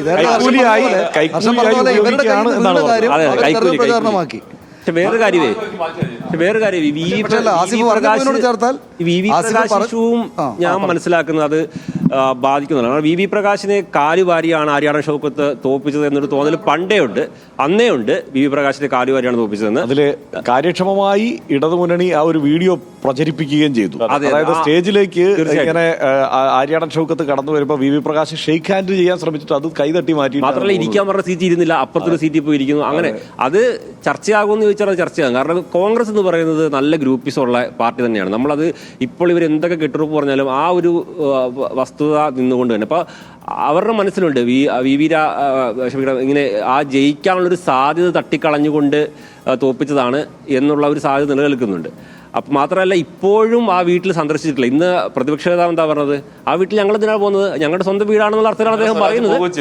സ്വരാജ് പോവുകയും ചെയ്തു. സ്വരാജ് പോയി എന്ന് മാത്രമല്ല, അങ്ങനെ ഈ UDF LDF പ്രചരിപ്പിക്കുന്ന ഫോട്ടോയ്ക്കകത്ത് വളരെ ഊഷ്മളമായിട്ടുള്ളൊരു സീനാണ്. അതായത് വളരെ സൗഹൃദത്തോടു കൂടിയിട്ടാണ് ആ കുട്ടി, വളരെ ബഹുമാനത്തോടെയും സ്നേഹത്തോടെയാണ് പ്രകാശിൻ്റെ മകള് സ്വരാജിനെ നോക്കുന്നത്. ഭാര്യയാണെങ്കിലും വളരെ ഒരു ബന്ധു അല്ലെങ്കിൽ ഒരു അടുത്ത സുഹൃത്ത്, കുടുംബ സുഹൃത്ത് എന്ന നിലക്കുള്ള ഒരു ഊഷ്മളത ആ ഫോട്ടോയ്ക്കകത്തുണ്ട്. അത് നിശ്ചയമായിട്ടുമുണ്ട്. ഈ സ്വരാജിന്റെ ഒരു പ്രത്യേക കഴിവാണല്ലോ. സ്വരാജിന് എവിടെ വന്നിട്ട് എന്ത് പറയണമെന്ന്, അവിടെ വന്നിട്ട് സ്വരാജ് എന്താ പറഞ്ഞത്, ഞങ്ങൾ പണ്ട് പരിചയപ്പെട്ട കാര്യം പറയായിരുന്നു, ഇന്ന് ബസ്സിൽ വെച്ചാണ് ഞങ്ങൾ പരിചയപ്പെട്ടത്. അതൊക്കെ ഭയങ്കര ആ സ്വരാജിന്റെ ഒരു വ്യക്തിപരമായ കഴിവാണ്. അപ്പൊ അതൊക്കെ ആളുകളെ സ്വാധീനിക്കാതിരിക്കില്ല എന്ന് ഞാൻ വിചാരിക്കുന്നില്ല. കാരണം ഈ വിഷയങ്ങളെല്ലാം ചർച്ച ചെയ്യുന്നതിന്റെ കൂട്ടത്തിൽ ഇങ്ങനെയുള്ള ഓരോ ചെറിയ കാര്യങ്ങളും വലുതായിട്ട് ചർച്ച. അതാണ് അതായത് ഇത്രയും ചർച്ചകൾ നടന്ന ഒരു തെരഞ്ഞെടുപ്പ് ആയതുകൊണ്ട് തന്നെ ഏതെങ്കിലുമൊക്കെ വിഷയമായിരിക്കും ഏതെങ്കിലുമൊക്കെ ആളുകളെ ഹുക്ക് ചെയ്യുക. അപ്പോൾ അതിനനുസരിച്ചായിരിക്കും വോട്ടുകൾ മാറുക. അതായത് വളരെ പൊളിറ്റിക്കൽ ആയിട്ടുള്ള മണ്ഡലമാണ്, ആ കാര്യത്തിൽ സംശയമൊന്നുമില്ല. വളരെ കുറച്ച് വോട്ടുകളാണ് അങ്ങോട്ടോ ഇങ്ങോട്ടോ മാറാൻ സാധ്യത. ആദ്യം മുതൽ നമുക്ക് ഈ സ്വരാജിന്റെ കാര്യത്തിൽ ഉണ്ടാകുന്ന ഒരു സംശയത്തിന് കാരണം, ഇവിടെ അൻവർ മത്സരിക്കുന്നില്ല, ജോയിയാണ് മത്സരിക്കുന്നത്. ഇപ്പുറത്ത് സ്വരാജ് ആണെങ്കിൽ കൂടി ഒരു സംശയവും വേണ്ട, ജോയി ജയിക്കും എന്ന് നമുക്ക് ഇപ്പോൾ പറയാമായിരുന്നു. രണ്ടാം ഭാഗത്തില് ബിനിലും അജിത്തും കൂടെ അതിനകത്ത് എനിക്ക് UDF-നെ ഒന്നും ബാധിക്കില്ല എന്നുള്ള പോയിന്റ് പറയാനുണ്ട്. അല്ല, പക്ഷേ ഇവിടെ ഇപ്പോൾ എന്താണെന്ന് വെച്ച് കഴിഞ്ഞാൽ സ്വരാജ് വന്നു, സ്വരാജിന് ഒരു 15,000 വോട്ടുകളെ സ്വാധീനിക്കാനുള്ള ശേഷിയുണ്ട്. 15,000 വോട്ടുകൾ എന്ന് പറഞ്ഞാൽ പൊളിറ്റിക്കൽ വോട്ടുകളുള്ള ഒരു മണ്ഡലത്തിൽ സ്വാധീനിക്കുക എന്ന് പറയുന്നത് അത് ഒരു ഹിമാലയൻ ടാസ്ക്കാണ്, അസാധ്യമാണ്. മാത്രമല്ല, ഇത് ഈ തെരഞ്ഞെടുപ്പ് മാത്രമല്ല ഇപ്പോൾ മുന്നിൽ കാണേണ്ടത്, 2026 കൂടിയാണ്. ഈ തെരഞ്ഞെടുപ്പിൽ പക്ഷേ ഒരു കാര്യമുണ്ട്, സ്വരാജ് ചെറിയ വോട്ടുകൾക്ക് പരാജയപ്പെട്ടാൽ പോലും അത് ഇടതുമുന്നണി ഒരു വിജയമായി തന്നെ കണക്കാക്കും. കാരണം 2026 തെരഞ്ഞെടുപ്പിൽ വിജയത്തിലേക്കാണ് ഞങ്ങൾ പോകുന്നത് എന്ന് പറഞ്ഞു വയ്ക്കാൻ ആ റിസൾട്ട് അവർക്ക് ഉപകരിക്കും. അതേസമയം വലിയ മാർജിനിൽ പരാജയപ്പെട്ടാൽ വലിയ ആവേശത്തോടെ തന്നെ ഈ പ്രതിപക്ഷത്തിന് VD സതീശനൊക്കെ പറയാം, ഇതാ ഭരണമാറ്റം ഉണ്ടാവാൻ പോകുന്നു എന്നുള്ളത് പറയാൻ പറ്റും. കുറഞ്ഞ് വിജയിച്ചാൽ മാത്രമല്ല, തോറ്റുപോയാൽ മാത്രമല്ല, ഞാൻ വിചാരിക്കുന്നത് ഇപ്പോൾ തന്നെയും നേരത്തെ ആസിഫ് ചൂണ്ടിക്കാണിച്ച സ്വരാജ് എന്നത് ഭാവിയിലേക്കുള്ള ഒരു വലിയ മുതൽക്കൂട്ടാണ് ഇടതുപക്ഷത്തിന്റെ CPM-ന്റെ എന്നത് എസ്റ്റാബ്ലിഷ് ചെയ്യാൻ ഓരോ രാഷ്ട്രീയ അവസരത്തിലും സാധിക്കുന്നുണ്ട്. അതിപ്പോഴും സാധിച്ചു. സ്വരാജിന് നേർക്കാണ് സോഷ്യൽ മീഡിയയിലൊക്കെ വലിയ ആക്രമണങ്ങൾ. ഇയാൾ ഇന്ന് ഞാനിപ്പോൾ ഒരു കമന്റ് കളിയാക്കൊണ്ടൊരു UDF-കാരൻ എഴുതിയത്, ഇന്നിപ്പോൾ പരന്ന വായനയൊന്നും ഇല്ലേ ചേട്ടാ എന്നാണ്. അപ്പോൾ അദ്ദേഹത്തിലേക്ക് ഫോക്കസ് ചെയ്ത് നിൽക്കുകയാണ്. പക്ഷെ അദ്ദേഹത്തിന്റെ കരുത്ത് കൂടി വരികയും ചെയ്യാണ്. ഞാൻ പറഞ്ഞത് പരാജയപ്പെട്ടാലും ഒരു കാര്യത്തിലേക്ക് നമ്മൾ ചർച്ച പോകണം. അതെന്താണെന്ന് വെച്ച് കഴിഞ്ഞാൽ ഇവിടെ മണ്ഡലത്തിൽ ചർച്ച ചെയ്തിട്ടില്ലാത്ത വിഷയമാണ്. മറ്റു 100 കാര്യങ്ങൾ വന്നതുകൊണ്ട് നമ്മൾ ചർച്ച ചെയ്തു പോയി. ഭരണവിരുദ്ധ വികാരം അത് ഈ മണ്ഡലത്തിലുണ്ടോ? അത് റിപ്പോർട്ട് ചെയ്യാൻ പോയപ്പോൾ നിങ്ങൾക്ക് രണ്ടുപേർക്കും എന്താണ് തോന്നുന്നതെന്നുള്ളതും പറയണം. പ്രത്യക്ഷത്തിൽ അങ്ങനെ നമുക്ക് പറയാൻ കഴിയില്ല. കാരണം ഈ ഭരണവിരുദ്ധ വികാരം ഏറ്റവും കൂടുതൽ PV അൻവർ ആണല്ലോ ഏറ്റവും കൂടുതൽ പിണറായി സത്തിനെതിരെ വോട്ട് വേണം എന്ന് പറഞ്ഞു നടക്കുന്നത്. ഇതേ PV അൻവർ തന്നെ പറയുന്നുണ്ട്, മുക്കാ പിണറായിയാണ് സതീശൻ എന്ന് പറയുന്നുണ്ട്. അപ്പോൾ ഭരണവിരുദ്ധ വികാരം നേരത്തെ ആസിഫ് വളരെ കൃത്യമായി പറഞ്ഞു. എങ്ങനെയാണ് ആളുകളെ സംബന്ധിച്ചിടത്തോളം ഭരണവിരുദ്ധ വികാരം ഉണ്ടാവുക? അവരുടെ ബേസിക് ആവശ്യങ്ങൾ അത് പരിഹരിക്കപ്പെടാതെ വരുമ്പോഴാണ് ഉണ്ടാകുന്നത്. അത് ഇവിടുത്തെ ഏറ്റവും പ്രധാനപ്പെട്ട പ്രശ്നം എന്ന് പറയുന്നത് വന്യജീവി പ്രശ്നമാണ്. വന്യജീവി പ്രശ്നത്തിൽ സംസ്ഥാന സർക്കാരിന് ചെയ്യാൻ കഴിയുന്നത് മാത്രം പ്രശ്നമല്ല. പക്ഷേ ഇവിടെ സ്പെസിഫിക്കലി വന്നു കഴിഞ്ഞാൽ അതാണല്ലോ അവർ ദിവസേന നേരിടുന്ന മലയോര മേഖലയിൽ നേരിടുന്ന ഒരു പ്രശ്നം അതാണ്. അതിനകത്ത് കൃത്യമായ ഒരു ഇടപെടൽ ഉണ്ടായില്ലെങ്കിൽ എന്തുകൊണ്ട് സർക്കാർ ഇത് ചെയ്യുന്നു എന്നുള്ളതാണ്. പക്ഷേ സർക്കാർ കുറേ കാര്യങ്ങളൊക്കെ ചെയ്യുന്നുണ്ട്. പിന്നെ ഈ അടിസ്ഥാന മേഖലയിലുള്ള പ്രശ്നങ്ങൾ, അതിപ്പം സ്കൂളാണെങ്കിലും റോഡാണെങ്കിലും അത്തരം കാര്യങ്ങളിലൊക്കെ ഒരുപാട് കാര്യങ്ങൾ ചെയ്യുന്നുണ്ട്. പിന്നെ പെൻഷനാണ്, ഈ പെൻഷൻ കുടിശ്ശിക എന്ന് പറയുന്ന സാധ്യതയാണ്. പെൻഷൻ കുടിശ്ശികയും ഇപ്പോൾ കൊടുത്തുകൊണ്ടിരിക്കുന്നു. അപ്പോൾ നമുക്ക് അങ്ങനെ കൃത്യമായ ഒരു ഭരണവിരുദ്ധ വികാരം ഉണ്ട് എന്നുള്ളത് പറയാൻ കഴിയില്ല. പക്ഷേ ഇഷ്യൂ ബേസ്ഡ് ആയിട്ട് ഇപ്പോൾ ഒരാളുടെ സമീപനത്തോട് അല്ലെങ്കിൽ അങ്ങനെയുള്ള അടിയൊഴുക്കുകൾ ഉണ്ടെങ്കിലും അല്ലെങ്കിൽ പ്രകടമായി നമുക്ക് മനസ്സിലാക്കാൻ കാണാനില്ല. അത് സത്യം. അതാണ് ഭരണവിരുദ്ധ വികാരം യഥാർത്ഥത്തിൽ ഈ മണ്ഡലത്തിൽ പ്രത്യേകിച്ച് എനിക്ക് തോന്നിയിട്ടുള്ളത്. ഭരണവിരുദ്ധ വികാരം UDF-നുള്ളത്. UDF മനസ്സിലുള്ള ആളുകൾക്ക് ഈ നിലമ്പൂർ ശരിക്കും ആളുകൾ രാഷ്ട്രീയമായിട്ട് ഡിവൈഡ് ചെയ്ത് നിൽക്കുന്ന സ്ഥലമാണ്. LDF-ന്റെ UDF-ന്റെ വീട്ടുകാർ അങ്ങനെ തന്നെയാണ്.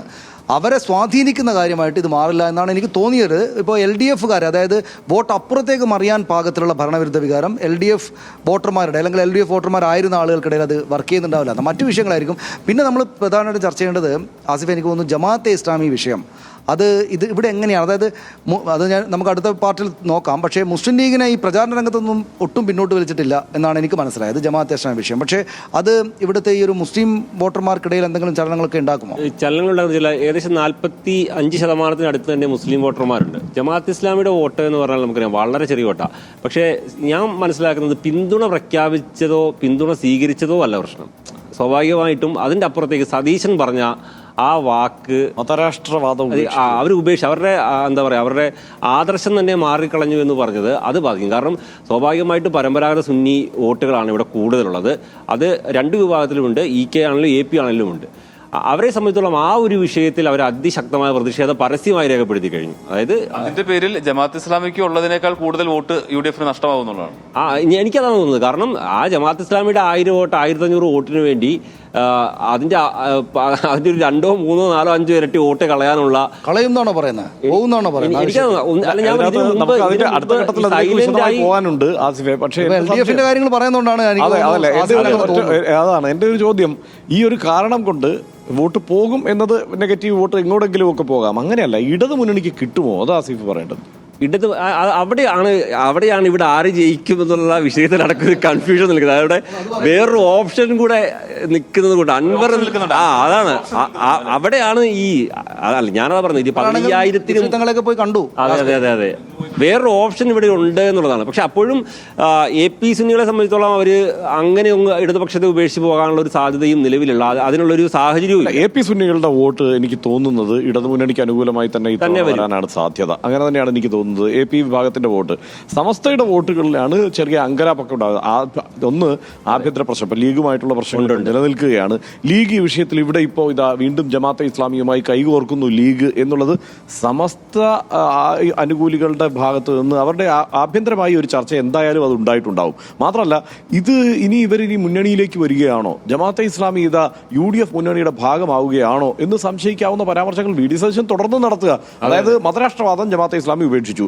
2 ഈ തെരഞ്ഞെടുപ്പിന് ശേഷം UDFനെ പുനഃസംഘടിപ്പിക്കാൻ പോകുന്നു, കൂടുതൽ പാർട്ടികളെ UDFന്റെ കൂടെ ചേർക്കാൻ പോകുന്നത്. ഏത് പാർട്ടികളെയാണ്? അതായത് ഏതോ പ്രവാസി കോൺഗ്രസോ അങ്ങനെ എങ്ങാണ്ടൊക്കെ പറയുന്ന ഒരു പാർട്ടി വരെ ചേർന്ന UDF ആണ്. പ്രവാസി അസോസിയേഷൻ എന്ന് പറയുന്ന ഒരു ഘടകകക്ഷി വരെയുള്ള പാർട്ടിയാണ്. ഒരു മുന്നണി സംവിധാനത്തിൽ ഈസിയായി ജമാഅത്തെ ഇസ്ലാമിയെ കൂടി ഉൾപ്പെടുത്താൻ പറ്റും, അല്ലെങ്കിൽ വെൽഫെയർ പാർട്ടിയെ ഉൾപ്പെടുത്താൻ പറ്റും. ആ വെൽഫെയർ പാർട്ടിയെ അങ്ങനെ ഉൾപ്പെടുത്തുന്ന ഒരു സാഹചര്യത്തെ സ്വാഭാവികമായും EK സുന്നികളും അത്ര തൃപ്തികരമായി കാണില്ല, ലീഗ് തന്നെ അത്ര തൃപ്തികരമായി വോട്ട് ചെയ്തില്ലെങ്കിൽ പോലും അവര് പിന്നോട്ട് നിന്നാലും ലീഗിന് ഈ കാര്യം പ്രശ്നമായിരിക്കില്ല. കാരണം ലീഗിന് അറിയാം ലീഗിന്റെ സംഘടനാ ബലം കൊണ്ട് ആ കാര്യങ്ങളെ തട്ടിക്കളയാം. എന്ന് മാത്രമല്ല ലീഗ് ഈ തെരഞ്ഞെടുപ്പ് കഴിഞ്ഞാൽ ഉടനെ ഇക്കാര്യത്തിൽ അതൃപ്തി പരസ്യമാക്കാനുള്ള സാധ്യത, അല്ലെങ്കിൽ പരസ്യമായിട്ടില്ലെങ്കിൽ അവരോട് ചെന്ന് പറയുന്നുള്ള കാര്യത്തിൽ സംശയമുണ്ട്. അപ്പോൾ ലീഗിനെ സംഘടനാ രൂപമുള്ള വലിയ പാർട്ടികളെ ലീഗിനെ ബാധിക്കില്ല എന്നുള്ളൊരു കോൺഗ്രസിനേക്കാൾ വലിയ പാർട്ടിയാണ്. ഇവിടെയും ഈ അവരുടെ ശക്തി കേന്ദ്രങ്ങളിലാകെ. പക്ഷേ സമസ്ത ഈ പറയുന്നത് പോലെ അല്ല. അതായത് അതിനകത്തൊരു പ്രശ്നമുണ്ട്. ഇപ്പോൾ ഓൾറെഡി തന്നെ ഒരു പ്രശ്നമുണ്ട്. അതായത് നേരത്തെ ഉള്ളതുപോലെ ഒറ്റ ബ്ലോക്കായിട്ട് ഈ കാന്തപുരത്തിൻ്റെ സുന്നി വിഭാഗം LDFനൊപ്പവും സമസ്ത EK വിഭാഗം ഇപ്പുറത്തും എന്നുള്ള സീനില്ലല്ലോ ഇപ്പോൾ. EKക്കകത്ത് പ്രശ്നമുണ്ട്. ആ പ്രശ്നം ഇപ്പോൾ ജിഫ്രി തങ്ങളൊക്കെ കഴിഞ്ഞ ദിവസം പോലും സംസാരിക്കുമ്പോൾ പിണറായി വിജയനോടുള്ള ആദരവൊക്കെ വെച്ച്, അല്ലെങ്കിൽ പിണറായി വിജയനോട് ആ നിലക്കുള്ളൊരു സൗഹൃദം വെച്ചിട്ടേ സംസാരിക്കുന്നുള്ളൂ. അപ്പോൾ അവർക്കിടയിൽ പഴയ പോലെ ഒറ്റ ബ്ലോക്കായിട്ട് നിൽക്കാത്തിടത്തോളം ഈ പ്രശ്നം എങ്ങനെയാണ് ബാധിക്കുക? ജമാഅത്തെ ഇസ്ലാമി എന്ന് വെച്ചാൽ നമുക്ക് എല്ലാവർക്കും അറിയാവുന്ന പോലെ ജമാഅത്തെ ഇസ്ലാമി എന്നത് അവരെ സംബന്ധിച്ചിടത്തോളം അതികഠിനമായിട്ട് എതിർക്കേണ്ട ആളാണ്. ലീഗൊക്കെ രാഷ്ട്രീയമായിട്ടേ കാണും, വെൽഫെയർ പാർട്ടി പോയാലും എത്രത്തോളം പോകുന്നതായിരിക്കും. പക്ഷേ ഇവർക്ക് ആശയപരമായിട്ടുള്ളൊരു പ്രശ്നമാണ് ഈ പണ്ഡിത സഭയ്ക്ക് അവരുമായിട്ട് ബന്ധപ്പെട്ട ആളുകൾക്ക് ഉള്ള സമയത്താണെങ്കിലും. അതോടൊപ്പം തന്നെ ഇപ്പോൾ ആര്യടൻ ഷൗക്കത്തൊക്കെ ജമാഅത്ത് ഇസ്ലാമിയെ രൂക്ഷമായി വിമർശിച്ചിട്ടുള്ള ആളാണ്. അപ്പോൾ അവരുടെ ഒരു പിന്തുണ കിട്ടുന്ന അതാണ് ഇവിടെ ഇത്രയും ചർച്ചയാകാനുള്ള ഒരു കാരണം. കാരണം ഇവർ ഇത്രയും രൂക്ഷമായി വിമർശനം നടത്തുമ്പോൾ അവരുടെ ഒരു തെരഞ്ഞെടുപ്പ് വന്ന സമയത്ത് ആ പിന്തുണ സ്വീകരിക്കുന്നു എന്നുള്ളതാണ്. ഇപ്പോൾ വെൽഫെയർ പാർട്ടി ഇപ്പോൾ പുതിയൊരു പിന്തുണയല്ലല്ലോ, നേരത്തെയും വെൽഫെയർ പാർട്ടി UDFനെ പിന്തുണച്ചിട്ടുണ്ട്, കഴിഞ്ഞ തെരഞ്ഞെടുപ്പുകളൊക്കെ പിന്തുണച്ചിട്ടുണ്ട്. അന്നൊന്നും ചർച്ചയായിട്ടില്ല. അത് ചർച്ചയാവുള്ളൊരു കാരണം എന്ന് പറയുന്നത് ആര്യാടൻ മുഹമ്മദ് മുമ്പ് നിലപാട്. അതിനകത്ത് ആര്യാടൻ ഷൗക്കത്തിന്റെ കാര്യം വരുമ്പോൾ ഒരു കാര്യമുണ്ട്. ആര്യാടൻ ഷൗക്കത്ത് ജമാഅത്തെ ഇസ്ലാമിയെ വിമർശിച്ചിട്ടുണ്ട്, പാണക്കാട് തങ്ങളെയും വിമർശിച്ചിട്ടുണ്ട്, EK സുന്നി വിഭാഗത്തെ വിമർശിച്ചിട്ടുണ്ട്. ആര്യാടനെ കിട്ടിയപ്പോൾ ഞാൻ നേരിട്ട് ചോദിച്ചു, നിങ്ങൾ വലിയ തിരക്കും മഴയൊക്കെ ആയിരുന്നു, പ്രചാരണത്തിലായിരുന്നു, ആ വാഹനത്തിലായിരുന്നു, വലിയ മഴക്കകത്തൊക്കെയാണ്, പക്ഷെ എന്നാലും ഞാൻ അവസാനത്തെ ചോദ്യം ചോദിച്ചു. അദ്ദേഹത്തിന് മുഖം മാറി. എല്ലാ സോഷ്യൽ ഗ്രൂപ്പുകളും UDFനെ പിന്തുണയ്ക്കുകയാണ്. UDF ഇവിടെ ജയിക്കണമെന്നുള്ളത് എല്ലാ സോഷ്യൽ ഗ്രൂപ്പുകളുടെ ആവശ്യമാണ് എന്ന് പറഞ്ഞാൽ അദ്ദേഹം ഇറങ്ങിപ്പോയി. അതിനപ്പുറത്തേക്ക് ജമാഅത്തെ ഇസ്ലാമി ഒന്നും പറയാൻ അദ്ദേഹം ഷൗക്കത്ത് ഈ വിഷയം UDF നേതാക്കൾ ആരും ആ രീതിയിൽ അഡ്രസ് ചെയ്യില്ല. ഈ പാണക്കാട് തങ്ങളുടെ വിഷയമാണെങ്കിൽ പോലും അഡ്രസ് ചെയ്യുന്നില്ല. എല്ലാ ചോദ്യവും ചെറിയ ഇടവേളയിലേക്ക് പോകണം, പെട്ടെന്ന് പറയേണ്ടത് പറഞ്ഞ് അവസാനിപ്പിച്ചോ. ചെറിയ ഇടവേളയിലേക്ക് പോകണം. ആസിഫ് എന്താ പറയേണ്ടത്? എനിക്ക് തോന്നുന്നത് അങ്ങനെ ഈസി വാക്ക് ഓവർ UDF എന്നുള്ള അഭിപ്രായത്തോട് എനിക്ക് തോന്നുന്നില്ല. കാരണം ഇന്ന് കൂടിയ ജനം മാത്രമല്ല, അടിത്തട്ടിൽ നല്ല പണി LDF എടുക്കുന്നുണ്ട്. LDF എടുക്കുന്ന പണി എന്ന് പറഞ്ഞാൽ ഒരു വെറുതെ പോയി വോട്ട് ചോദിക്കുകയല്ല, വികസന പദ്ധതികൾ പറയുന്നു. ഞാൻ നേരത്തെ സൂചിപ്പിച്ചതുപോലെ തന്നെ സ്വരാജുമായി ബന്ധപ്പെട്ട് ചർച്ചയാകുന്ന വിഷയങ്ങൾ അത് യുവാക്കളുടെ ഇടയിലടക്കം വലിയ രീതിയിൽ എത്തിക്കാൻ കഴിയുന്നുണ്ട്. പിന്നെ ക്രൈസ്തവ വോട്ടുകൾ 10%, അതിൽ BJPക്ക് വലിയൊരു നേട്ടം ഉണ്ടാക്കാൻ കഴിയുമെന്ന് ഞാൻ വിചാരിക്കുന്നില്ല, ആ വോട്ടിൽ പോലും. പക്ഷെ അതിലുണ്ടാകുന്ന റിഫ്റ്റ്, അത് സാധാരണ UDFന് പോകുന്ന വോട്ട് അത് എങ്ങോട്ട് പോയാലും അത് സ്വരാജിന് ഗുണം ചെയ്യും. അങ്ങനെ പല LDFന്റെ തെരഞ്ഞെടുപ്പ് പ്രചാരണ പരിപാടികളിൽ ഏറ്റവും പ്രധാനപ്പെട്ട ഇനം എന്ന് പറയുന്നത് കുടുംബയോഗങ്ങളായിരുന്നു. അതിപ്പോൾ UDFും അതേപടി തന്നെ കുടുംബയോഗങ്ങൾ തെരഞ്ഞെടുപ്പുകളിൽ കുടുംബയോഗങ്ങൾ നടത്തി തുടങ്ങിയിട്ടുണ്ട് UDFും. അവിടെ എൻ്റെ ഒരു സംശയം, മലപ്പുറം ജില്ലയിൽ പല മണ്ഡലങ്ങളിലും LDFന് ഒരു കുടുംബയോഗം സംഘടിപ്പിക്കാൻ പറ്റാത്ത ഒട്ടേറെ കേന്ദ്രങ്ങളുണ്ടായിരുന്നു. അവർക്ക് അവരുടെ കാര്യങ്ങളൊന്ന് പറഞ്ഞു ബോധ്യപ്പെടുത്തണമല്ലോ, അവരുടെ ആളുകളിലേക്ക് എത്തണമല്ലോ. അത് ഇവിടെ ഇപ്പോഴും UDFന്റെ കുടുംബയോഗങ്ങളിൽ നല്ല പങ്കാളിത്തം ഇത്തവണയുണ്ട്. LDFന് അതിന് സമാനമായ കുടുംബയോഗങ്ങൾ സംഘടിപ്പിക്കാൻ കഴിഞ്ഞിട്ടുണ്ടോ? കഴിഞ്ഞിട്ടുണ്ട്. കാരണം എല്ലായിടത്തും LDF കുടുംബയോഗം സംഘടിപ്പിച്ചു. ഏറ്റവും ഒടുവിൽ മഹാകുടുംബയോഗം MAV എന്നാണ് ഉദ്ഘാടനം ചെയ്തത്. പക്ഷേ പ്രാദേശികമായി കുടുംബയോഗങ്ങൾ എല്ലായിടത്തും ആദ്യഘട്ടത്തിൽ സംഘടിപ്പിച്ച് കഴിഞ്ഞതിന് ശേഷമാണ്, പ്രത്യേകിച്ച് മലയോര മേഖലകളിൽ അതിന് കൂടുതൽ പ്രാധാന്യം നൽകി സംഘടിപ്പിക്കാൻ കഴിഞ്ഞിട്ടുണ്ട്. അപ്പോൾ ആ രീതിയിലുള്ള പ്രവർത്തനം നടന്നിട്ടുണ്ട്. ആ രീതിയിലുള്ള പ്രവർത്തനം എല്ലാം നടന്നിട്ടുണ്ട്. ചിലപ്പം PV അൻവറിന്റെ വോട്ട് തന്നെയാണ് നിർണായകമാണ്. PV അൻവർ ഏത് ഭാഗത്തു നിന്നാണോ കൂടുതൽ വോട്ട് പിടിക്കുന്നത്, ഇപ്പം UDFിൽ നിന്നാണ് കൂടുതൽ വോട്ട് പിടിക്കുന്നതെങ്കിൽ LDFന് തന്നെയായിരിക്കും സാധ്യത വരുന്നത്. അതായത് നേരത്തെ നമ്മൾ പറഞ്ഞ പോലെ LDFിൽ നിന്ന് കൂടുതൽ വോട്ട് പിടിച്ചു കഴിഞ്ഞാൽ തിരിച്ച് UDFിനെ സംബന്ധിച്ചിടത്തോളം ആശങ്കപ്പെടാം. ഇപ്പോൾ അത് ഒന്നുകൂടി പറയാം, ഇപ്പോൾ UDF കരുതിയിരിക്കുന്നത് ഇപ്പോൾ UDFിന്റെ കുറച്ച് വോട്ടുകൾ പോകാൻ സാധ്യതയുണ്ട്. അത് LDFിലേക്ക് പോയാലാണ് അവരെ സ്വരാജിന് കുറച്ചുകൂടി വോട്ട് കിട്ടുകയാണല്ലോ, സ്വരാജിന് ജയിക്കാൻ സാധ്യതയുണ്ട്. ഒരു ചെറിയ ഇടവേള ഇപ്പോൾ പോകണം. അതുകൊണ്ട് അതിന് മുമ്പ് ഒറ്റ കാര്യം, PV അൻവർ വ്യക്തിപരമായിട്ട് ആര് തോൽക്കണം ജയിക്കണം എന്നായിരിക്കും വിചാരിക്കേണ്ടത്. വ്യക്തിപരമായി ഇപ്പൊ ആലോചിക്കുന്നത് ഷൗക്കത്ത് രാഷ്ട്രീയ ഭാവി അടയും. അല്ലെങ്കിൽ ഈ തെരഞ്ഞെടുപ്പിൽ ആ കാര്യത്തിലൊരു സംശയവും വേണ്ട. ഈ തെരഞ്ഞെടുപ്പിൽ PV അൻവർ ആത്മാർത്ഥമായി ആഗ്രഹിക്കുന്നത്, എല്ലാ മനുഷ്യനും ഒരു തെരഞ്ഞെടുപ്പിൽ നിൽക്കുമ്പോൾ ജയിക്കാൻ ആഗ്രഹിക്കും. പക്ഷേ ജയിക്കാൻ സാധ്യതയില്ല എന്നുള്ള യാഥാർത്ഥ്യം അദ്ദേഹം ഉൾക്കൊള്ളുകയും ചെയ്യും. അങ്ങനെയുള്ളപ്പോൾ അദ്ദേഹം ആഗ്രഹിക്കുന്നത് പ്രധാനമായും, അദ്ദേഹത്തിന്റെ ശത്രുവാണ് പിണറായി വിജയൻ, ഒന്നാമത്തെ ശത്രു പിണറായി വിജയനാണ് അദ്ദേഹം എന്ന് പറയുന്നുണ്ട്. പക്ഷേ VD സതീശനാണ് ഒന്നാമത് പരാജയപ്പെടുന്നത്. രാഷ്ട്രീയ ഭാവിയെ രക്ഷിച്ചെടുക്കണമെങ്കിൽ VD സതീശൻ ഈ തെരഞ്ഞെടുപ്പിൽ പരാജയപ്പെടണം. അതായത് ഷൗക്കത്ത് പരാജയപ്പെട്ടാൽ VD സതീശനും പരാജയപ്പെടും. PV അൻവറുമായി ബന്ധപ്പെട്ട വിഷയത്തിലെ ഏറ്റവും പ്രധാനപ്പെട്ട കാര്യങ്ങളാണ് ഇനി ചർച്ച ചെയ്യാനുള്ളത്. അതുകൊണ്ട് ഞങ്ങൾക്കൊപ്പം തന്നെ തുടരണം. ഇവിടെ ഞങ്ങൾ LDF ആണ് പ്രധാനമായിട്ടും ചർച്ച ചെയ്ത്, അടുത്തത് വരാനിരിക്കുന്ന UDFന്റെ ക്യാമ്പിലെ കാര്യങ്ങളാണ് സംസാരിക്കണം. ചില എക്സ്ക്ലൂസീവായിട്ടുള്ള ചില വിവരങ്ങൾ നമ്മുടെ കയ്യിലുണ്ട്. പിന്നെ പോരാത്തതിന് PV അൻവർ എന്താണ് ആലോചിക്കുന്നത് എന്നുള്ള കുറച്ചുകൂടെ സൂക്ഷ്മമായിട്ട് നമ്മൾ അടുത്ത ബാക്കിയുള്ള അരമണിക്കൂർ നമ്മൾ ചർച്ച ചെയ്യും. വളരെ പെട്ടെന്ന് ഇടവേളയിലേക്ക്.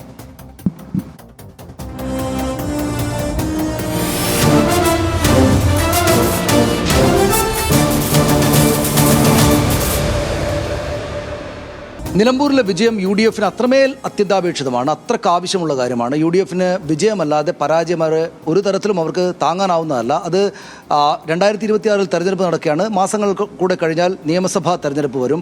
ഒരു തവണ അവർക്ക് നഷ്ടമായി പോയ അധികാരം തിരിച്ചുപിടിക്കാൻ അടുത്ത നിയമസഭാ തെരഞ്ഞെടുപ്പിൽ അവർക്ക് നിശ്ചയമായിട്ടും വിജയിക്കേണ്ടതുണ്ട്. അത് നിശ്ചയമായിട്ടും സാധിക്കുമെന്നുള്ള ആത്മവിശ്വാസത്തിലാണ് അവരാകെയുമുള്ളത്. അതിൻ്റെ ഒരു ഫൈനൽ എന്ന മട്ടിലൊക്കെയാണ് അവർ ഇതിനെ കാണുന്നത്. നിലമ്പൂർ അവരുടെ ഒരു സ്ഥലമായിട്ട്, UDFിൻ്റെ ഒരു സ്ഥലമായിട്ട് അവർ കണക്കാക്കുന്നുണ്ട്. അതുകൊണ്ട് തന്നെ അവിടെ വിജയം ഉണ്ടാകണം എന്ന ഏറ്റവും വലിയ കടുത്ത പ്രതീക്ഷയും ആത്മവിശ്വാസമാണ് അവർക്കുള്ളത്. പക്ഷേ ആര്യാടൻ മുഹമ്മദിനും ആര്യാടൻ ഷൗക്കത്തിനും വിജയം വളരെ അത്യന്താപേക്ഷിതമാണ്. പക്ഷേ ഏറ്റവും കൂടുതൽ ആവശ്യമുള്ള UDF നേതാവ് യഥാർത്ഥത്തിൽ VD സതീശനാണ്. കാരണം VD സതീശന് ഇനി അങ്ങോട്ടേക്കുള്ള മുന്നോട്ട് പോക്കിന് ഏറ്റവും വലിയ ഊർജ്ജം നൽകുന്ന, ഇനി അങ്ങോട്ട് അദ്ദേഹത്തിൻ്റെ രാഷ്ട്രീയ കരിയറിൽ തന്നെ ഏറ്റവും ഊർജ്ജം നൽകുന്ന ഒരു സിംഗിൾ ഇൻസിഡൻ്റ് ആയിരിക്കും ഇവിടുത്തെ വിജയം എന്നത് ആണതിൻ്റെ കാരണം. പക്ഷേ അതിന് പുറമെ ഏറ്റവും പ്രധാനപ്പെട്ട 2 വിഷയങ്ങളിൽ അദ്ദേഹം സ്വീകരിച്ച നിലപാടുകൾ, അതായത് PV അൻവറിനെ ഇങ്ങോട്ടേക്ക് വേണ്ട എന്ന കർക്കശമായ നിലപാട് സ്വീകരിച്ചതും ജമാഅത്തെ ഇസ്ലാമിയെ കുറിച്ചിട്ട് വളരെ അത്ഭുതകരമായ ഒരു പ്രസ്താവന നടത്തിയിട്ട് പക്ഷേ അതിൽ തന്നെ ഉറച്ചു നിൽക്കുകയും ചെയ്തത്. അങ്ങനെ VD സതീശന് ഈ തെരഞ്ഞെടുപ്പ് വിജയത്തെ അദ്ദേഹത്തിൻ്റെ രാഷ്ട്രീയ നിലപാടിന് കിട്ടുന്ന ഒരു തൂവലായിട്ട്, ഒരു കയ്യൊപ്പായിട്ട് ഉപയോഗിക്കേണ്ടുന്ന പ്രധാനപ്പെട്ട ഒന്നിലേറെ വിഷയങ്ങളുണ്ട്. എന്താണ് ബിനിൽ ഇവിടെ UDFിൻ്റെ ക്യാമ്പുകളെയും മറ്റുമൊക്കെ പരിശോധിച്ചപ്പോൾ നമുക്ക് കിട്ടുന്നൊരു ചിത്രം, അവർ വിചാരിക്കുന്ന പോലെ ഈസി വാക്ക് ഓവറായിട്ട് ജയിക്കുക എന്നുണ്ടാവുമോ? അങ്ങനെയൊന്നും ഇല്ല എന്നുള്ളതാണ് മനസ്സിലാക്കുന്നത്. കാരണം തുടക്കത്തിൽ വലിയ ആത്മവിശ്വാസം കോൺഗ്രസിന് UDFിനുണ്ടായിരുന്നു. പ്രത്യേകിച്ച് VD സതീശൻ്റെ ഒരു വാർത്താ സമ്മേളനത്തിൽ ഒരു ചാനലിന് കൊടുത്ത ഇൻ്റർവ്യൂവിൽ പരാമർശം ഉണ്ടായിരുന്നു. നെഗറ്റീവ് ആയാൽ എൻ്റേത് മാത്രമാണ്, എൻ്റെ പ്രശ്നമാണ് എന്നാണ് പറഞ്ഞത്, അദ്ദേഹം പറഞ്ഞിരുന്നു. പക്ഷേ അതിനുശേഷം ആത്മവിശ്വാസം കുറഞ്ഞു വന്നു. അതെപ്പോഴാണെന്ന് വെച്ച് കഴിഞ്ഞാൽ PV അൻവറിൻ്റെ റോഡ് ഷോ വന്നു. വലിയ പങ്കാളിത്തം മാത്രമല്ല, ലീഗിൻ്റെയും ചില കോൺഗ്രസിൻ്റെയും പ്രാദേശികമായ ചില മുഖങ്ങൾ അവിടെ ഉണ്ടായിരുന്നു, പരിചിതരായ ആളുകൾ ഉണ്ടായിരുന്നു എന്നാണ് പറയുന്നത് റാലിക്കകത്ത്. അപ്പോൾ അവർക്ക് ചില പേടിയൊക്കെ വന്നു തുടങ്ങുന്നു. കാരണം ചില ആളുകൾ, പ്രാദേശികമായി നിൽക്കുന്ന ആളുകൾ ഇങ്ങനെ പരസ്യമായി വരുന്നു, അങ്ങനെയെങ്കിൽ രഹസ്യമായി ആരൊക്കെ വോട്ട് ചെയ്യാതിരിക്കും അല്ലെങ്കിൽ PV അൻവറിന് വോട്ട് മറിക്കും എന്നൊരു ആശങ്ക വന്നു. അതിനുശേഷമാണ് ശക്തമായിട്ട് ഇറങ്ങണം എന്ന നിർദ്ദേശം പറഞ്ഞു. അത് പ്രത്യേകിച്ച് ഉള്ള വിഷയങ്ങൾ, അതായത് ഈ ലീഗ് തുടക്കം മുതലേ പ്രത്യേകിച്ച് പാണക്കാട് കുടുംബം ആദ്യത്തെ കൺവെൻഷനിൽ ഉണ്ടായിരുന്നില്ല, അങ്ങനെ മാറി നിൽക്കുന്നതല്ല അവർ. അതിനെ അവർ മേക്കപ്പ് ചെയ്തെടുത്തെങ്കിലും അല്ലെങ്കിൽ അതിനെ പ്രതിരോധിച്ചെങ്കിലും അവിടെ ഒരു പ്രശ്നമുണ്ട്. പ്രാദേശികമായി ലീഗുകാർക്ക് ഇപ്പോഴും ആര്യൻ ഷൗക്കത്തുമായി പ്രശ്നമുണ്ട്. അത് പരിഹരിക്കണം എന്നുള്ളതായിരുന്നു ആദ്യമായി അവർ എടുത്ത നിലപാട്. പ്രത്യേകിച്ച് കുടുംബയോഗങ്ങൾ, സാദിഖലി തങ്ങളാണെങ്കിലും PK ബഷീർ ആണെങ്കിലും വഹാബൊക്കെ ആണെങ്കിലും കുടുംബയോഗങ്ങളാണ് ഏറ്റവും കൂടുതൽ കേന്ദ്രീകരിച്ചത്. അപ്പോൾ നമ്മളവിടെ കുടുംബയോഗങ്ങളിൽ ചെല്ലുമ്പോൾ അവർ പറയുന്ന ഒരു വാക്കുണ്ട്, നിങ്ങൾ ആര്യൻ ഷൗക്കത്തിന് വോട്ട് ചെയ്യണമെന്നല്ല അവർ പറയുന്നത്, ഈ പിണറായി സർക്കാരിനെ താഴെ ഇറക്കണം, അതിനാണ് കൂടുതൽ പ്രാമുഖ്യം നൽകുന്നത്. അവിടെ ആര്യൻ ഷൗക്കത്ത് എന്ന പേര് പലപ്പോഴും പ്രത്യേകിച്ച് PK ബഷീർക്ക് പലപ്പോഴും പറയാതിരിക്കുന്നതും ശ്രദ്ധയിൽപ്പെട്ടിരുന്നു. അപ്പോൾ അങ്ങനെ പ്രാദേശികമായി ലീഗിനുണ്ട് ഉള്ള പ്രശ്നങ്ങൾ അവസാനിപ്പിച്ച് ആ വോട്ടുകൾ, പ്രത്യേകിച്ച് അടുത്ത നിയമസഭാ തെരഞ്ഞെടുപ്പ് ജയിച്ചേ മതിയാകൂ, അതുകൊണ്ട് നമുക്ക് അധികാരത്തിൽ വരണം, അങ്ങനെ അതുകൊണ്ട് ലീഗിന്റെ ആരെങ്കിലും പിന്മാറി നിൽക്കുന്നുണ്ടെങ്കിൽ താഴെത്തട്ടിൽ അതിന് ഉയർത്തിക്കൊണ്ടുവരിക, ആ വോട്ടുകൾ കൃത്യമായി പോൾ ചെയ്യപ്പെടുക എന്നുള്ളത് തന്നെയാണ് ഇവരുടെ ആവശ്യം. മാത്രമല്ല LDF-ൽ നിന്നും കൂടുതൽ വോട്ടുകൾ, അതായത് UDF-ൽ നിന്ന് പോയാൽ പോലും അപ്പോവും എന്ന് ഉറച്ച് വിശ്വസിക്കുന്നുണ്ട്. ഇപ്പോൾ ഈ കലാശക്കുട്ടിനെ റാലി കഴിഞ്ഞപ്പോൾ ഒരു നേതാവായിട്ട് നേരിട്ട് സംസാരിച്ചു, അദ്ദേഹത്തെ കണ്ടു. ഇപ്പോൾ ഞാൻ സംസാരിച്ചു. അപ്പോൾ ആദ്യം പറഞ്ഞത് ബൈറ്റ് എടുത്തു പറഞ്ഞത് ഏകദേശം 20,000 പേരും ഭൂരിപക്ഷം ഉണ്ടാകും, 20 ചരിത്ര ഭൂരിപക്ഷം എന്നാണ് അദ്ദേഹം പറഞ്ഞൊരു കാര്യം. പക്ഷേ പിന്നീട് ഞാൻ വിളിച്ച് സംസാരിച്ചു പറഞ്ഞത് ടൈറ്റാണ്, അതാണ് പറയുന്നത്. ഞാൻ പറഞ്ഞു, ഈ കലാശക്കൊട്ടിൽ ആളുകളുണ്ടല്ലോ, കലാശക്കൊട്ടിൽ ഇത്രയും ആളുകൾ പങ്കെടുത്തു, വലിയൊരു പിന്തുണയുണ്ട്, അത് വോട്ടാകില്ലേ? അപ്പോൾ അദ്ദേഹം എന്നോട് രഹസ്യമായിട്ട് പറഞ്ഞൊരു കാര്യമാണ്, ആൾക്കൂട്ടം വോട്ടായിരുന്നെങ്കിൽ പല ആളുകളും പല ആളുകളും നിയമസഭയിലുണ്ടായിരുന്നു. ആലപ്പുഴയിലെ ഒരാളെ കുറിച്ചാണ് പ്രത്യേകിച്ച് എടുത്ത് പറഞ്ഞത്. അപ്പോൾ അവർ ഈ ആൾക്കൂട്ടത്തെ വിശ്വസിക്കുന്നില്ല, പക്ഷേ താഴെത്തട്ടിലെ വോട്ട് ചോർച്ച ഇല്ലാതാക്കാൻ പരമാവധി ശ്രമിക്കുന്നുണ്ട്. ഇപ്പോഴും പറയുന്നൊരു കാര്യം, തുടക്കത്തിൽ ഞങ്ങൾ വിശ്വസിച്ചിരുന്നത് അല്ലെങ്കിൽ ഞങ്ങൾ കരുതിയിരുന്നത് PV അൻവർ വോട്ട് പിടിക്കും, പക്ഷേ വോട്ട് പിടിക്കുന്നത് ഒരു 5,000-നും 10,000-നും ഇടയ്ക്കുള്ള വോട്ടുകളായിരിക്കും അദ്ദേഹം സ്വയം സമ്പാദിക്കുക. പക്ഷേ ഇപ്പോൾ സാഹചര്യം അങ്ങനെയല്ല, അതിന് മുകളിലേക്ക് അദ്ദേഹം വോട്ട് പിടിക്കും. ഏറ്റവും എനിക്ക് കൗതുകരമായി തോന്നിയ ഒരു കാര്യം, എല്ലാ സമയത്തും UDF എത്ര ഭൂരിപക്ഷം കിട്ടുമെന്ന് പറയുന്നുണ്ടായിരുന്നു. അത് ഇപ്പൊ നോക്കിക്കഴിഞ്ഞാൽ 15,000 മുതൽ 25,000 വരെയാണ്. ഇന്ന് കുഞ്ഞാലിക്കുട്ടി 15,000 അതാ പറഞ്ഞത്. അല്ല, 15,000 മുതൽ, ഇന്ന് 15,000, ഇത് മിനിയാന്ന് 25,000 പറഞ്ഞിരുന്നു. അതാണ്. അല്ലല്ല, ഒരു നിമിഷം പറയാം. അത് മനോരമയില് മുസ്ലിം ലീഗിന്റെ ജില്ലാ ജനറൽ സെക്രട്ടറി കൊടുത്തൊരു അഭിമുഖമുണ്ട് ഇവരുടെ പ്രത്യേക കോളത്തിൽ. അതിന് അദ്ദേഹം പറയുന്നത് 25,000 വോട്ടിന് ജയിക്കും എന്നാണ്. ഇന്നിപ്പോ PK കുഞ്ഞാലിക്കുട്ടി സംസ്ഥാനത്തെ പ്രധാനപ്പെട്ട നേതാവ് ലീഗിന്റെ വന്നിട്ട് 15,000 പറഞ്ഞിരിക്കുന്നത്. അതല്ല, അതാണ് ഞാൻ പറഞ്ഞു. 15,000.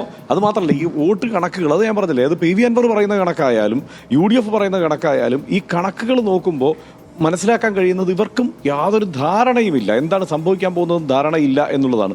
UDF കഴിഞ്ഞ കുറേ തെരഞ്ഞെടുപ്പുകളിലായി, ഉപതെരഞ്ഞെടുപ്പുകളിലായി, ഇപ്പോൾ VD സതീശൻ ഒരു ഇലക്ഷൻ സ്ട്രാറ്റജിസ്റ്റ്, സ്പെഷ്യലിസ്റ്റ് എന്നൊക്കെ അറിയപ്പെട്ട് തുടങ്ങിയതിന് ശേഷം കുറച്ചുകൂടി ആവേശത്തോടെ സൂക്ഷ്മമായി കണക്കെടുക്കാൻ തുടങ്ങിയിട്ടുണ്ടായിരുന്നു. കൃത്യമായ കണക്കാണ് ഞങ്ങളുടെ കയ്യിലുള്ളത് എന്ന് VD സതീശൻ ആണയിട്ട് പറയാറുമുണ്ട്.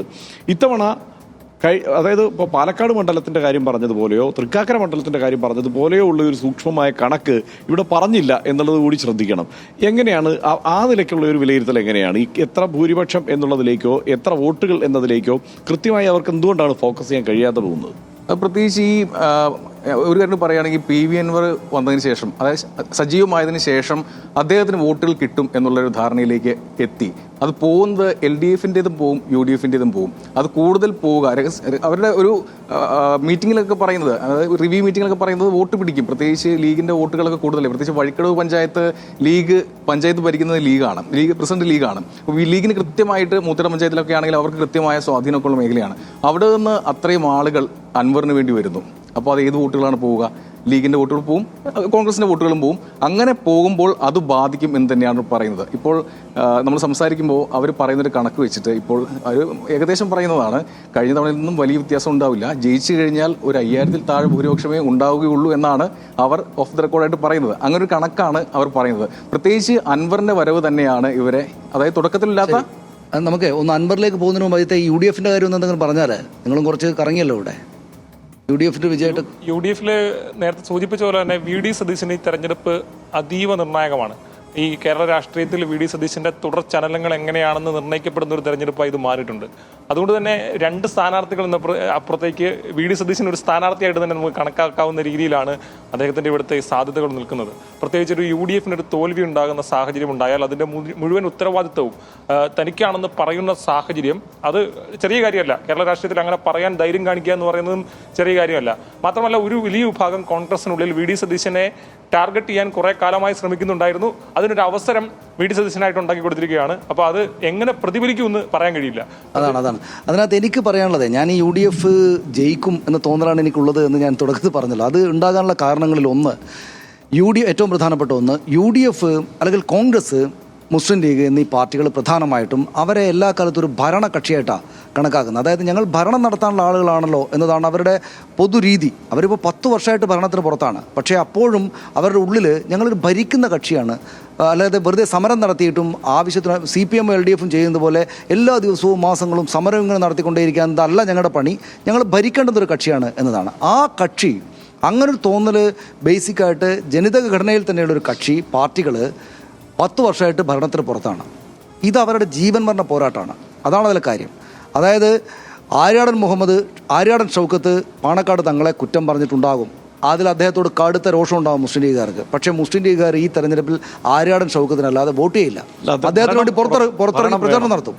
അപ്പോൾ ഈ തെരഞ്ഞെടുപ്പ് എന്നത് നിയമസഭാ തെരഞ്ഞെടുപ്പുമായി ബന്ധപ്പെട്ട് വളരെ നിർണായകമായ തെരഞ്ഞെടുപ്പ്. ഇതിൽ വിജയമല്ലാതെ ഒന്നും അവർ പ്രതീക്ഷിക്കുന്ന കാര്യം എനിക്ക് കൂട്ടിച്ചേർക്കാനുള്ളത്, വി ഡി സതീശന്റെ സമീപനം ഈ തെരഞ്ഞെടുപ്പ് കാലത്ത് വി ഡി സതീശൻ ആദ്യം മുതൽ സ്വീകരിച്ച സമീപനങ്ങൾ കൊള്ളാം എന്നുള്ള അഭിപ്രായക്കാരനാണ് ഞാൻ. കാരണം അൻവറിനോട് സ്വീകരിക്കേണ്ട സമീപനം എന്തായിരുന്നു എന്നുള്ളതിൽ വി ഡി സതീശന് വ്യക്തമായ ഒരു ധാരണയുണ്ടായിരുന്നു. അത് കോൺഗ്രസിലെ വലിയൊരു വിഭാഗം നേതാക്കൾ എതിർക്കുമ്പോഴും ലീഗിനെ പോലെ ഇവിടുത്തെ ഏറ്റവും പ്രധാനപ്പെട്ട പാർട്ടിയും മുന്നണിയിലെ ഏറ്റവും വലിയ രണ്ടാമത്തെ പാർട്ടിയും ഒരു ഒത്തുതീർപ്പ് ശ്രമം നടത്തുകയും അൻവർ കൂടി ഒപ്പം നിന്നുകൊണ്ട് വലിയൊരു വിജയത്തിലേക്ക് നമുക്ക് പോകണം, ഭരിക്കണം എന്നുള്ള തോന്നലിൽ നിന്നുകൊണ്ടാണല്ലോ ആ ഒത്തുതീർപ്പ് ശ്രമങ്ങളിലേക്കൊക്കെ പോകുന്നത്. അതെല്ലാം ഉള്ളപ്പോഴും അതിനെയെല്ലാം ഖണ്ഡിച്ചുകൊണ്ടൊരു നിലപാട് സ്വീകരിച്ചത് വി ഡി സതീശനാണ്. നമ്മൾ ഈ പറയുമല്ലോ രാഷ്ട്രീയം അവസരങ്ങളുടെ കലയാണെന്ന്. അതുപോലെ തന്നെ രാഷ്ട്രീയം റിസ്ക് എടുക്കാനുള്ള ഒരു മനസ്സ് കാണിക്കുന്നവർക്ക് വലിയ അവസരങ്ങൾ തുറന്നു വയ്ക്കും. അത് സതീശൻ കാണുന്നുണ്ട്. സതീശൻ വിചാരിക്കുന്നത് ഒറ്റ കാര്യമേ ഉള്ളൂ, ഇവിടെ എല്ലാ കണക്കുകളും കൂട്ടി വരുമ്പോൾ ഒരു വിജയസാധ്യത നിലനിൽക്കുന്ന മണ്ഡലമാണ്. ആ വിജയസാധ്യത നിലനിൽക്കുന്ന മണ്ഡലത്തിൽ ഞാനിങ്ങനെ കടുത്ത നിലപാട് സ്വീകരിച്ചുകൊണ്ട് മുന്നോട്ട് പോകുന്നു. എൻ്റെ ഒരു ഒറ്റ നിലപാട് കൊണ്ട്, അല്ലെങ്കിൽ എനിക്കൊപ്പം നിൽക്കുന്നവരുടെ ഒരു നിലപാട് കൊണ്ട് മാത്രം ഈ അൻവറിനെ മാറ്റി നിർത്തിക്കൊണ്ട് ഇവിടെ ഒരു വിജയം ഉണ്ടാക്കിയെടുത്താൽ തുടർന്നങ്ങോട്ട് വിശാലമായ സാധ്യതയാണ്. അതിനകത്ത് ഒറ്റ കുഴപ്പം, അതിന് വീഴ്ച പറ്റിയത് ഒരൊറ്റ ഇടത്താണ് വി ഡി സതീശന്. അത് ജമാഅത്തെ ഇസ്ലാമിയെ കുറിച്ചുള്ള അദ്ദേഹത്തിന്റെ വിലയിരുത്തൽ. അവിടെയും എനിക്ക് തോന്നുന്നത് ഹർഷൻ, അതായത് ജമാഅത്തെ ഇസ്ലാമിയുടെ പോയിന്റ് അദ്ദേഹത്തിന് കയ്യിൽ നിന്ന് പോയതാണ് എന്ന് തന്നെ കരുതുക.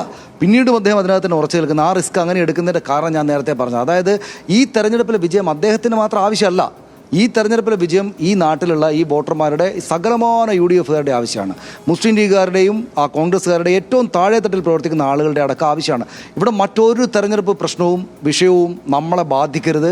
ആര്യാടൻ ഷൗക്കത്തിനെ വിജയിപ്പിക്കുക അങ്ങോട്ട്. അത് കഴിഞ്ഞതിന് ശേഷം ബാക്കി കാര്യങ്ങൾ ആലോചിക്കാം എന്നായിരിക്കും അവർ വിചാരിക്കുന്നത്. ഇപ്പോൾ VV പ്രകാശിൻ്റെ അടുത്ത് അദ്ദേഹം പോയില്ല, UDFന്റെ സ്ഥാനാർത്ഥി പോയില്ല, സ്വരാജ് പോയി. നമ്മൾ നേരത്തെ ചർച്ച ചെയ്തല്ലോ, അത് ഇമോഷണൽ ആയിട്ടുള്ളൊരു കാര്യമാണ്. അക്കാര്യത്തിൽ ആര്യാടൻ ഷൗക്കത്തിനോട് വിദ്വേഷം തന്നെയുമുള്ള UDFകാർ ഇവിടെ ഉണ്ടാകുമെന്നാണ് ഞാൻ വിചാരിക്കുന്നത്. കാരണം VV പ്രകാശ് ആ നിലക്ക് സെൻറ്റിമെൻറ്റ്സ് അദ്ദേഹത്തോടുള്ള ഒരു നേതാവായിരുന്നു. പക്ഷേ അതുപോലും ഈ തെരഞ്ഞെടുപ്പിൽ ബാധിക്കുകയില്ല എന്നൊരു രാഷ്ട്രീയ കണക്കൂട്ടൽ നമ്മൾ വി ഡി സതീശനെ അണ്ടർ എസ്റ്റിമേറ്റ് ചെയ്തല്ലോ. കാരണം അദ്ദേഹം ഇത്രയും കാലമായിട്ട് ഈ രാഷ്ട്രീയ പ്രോസസ്സിൽ ചെറിയ കാലം തൊട്ട് പങ്കാളിയാകുന്ന ആളാണല്ലോ. അപ്പോൾ എങ്ങനെ വന്നാലും ഇവിടെ വിജയമുണ്ടാകുമെന്ന, ഒരുപക്ഷെ വേണമെങ്കിൽ നമുക്ക് അമിത ആത്മവിശ്വാസം തന്നെ പറയാം.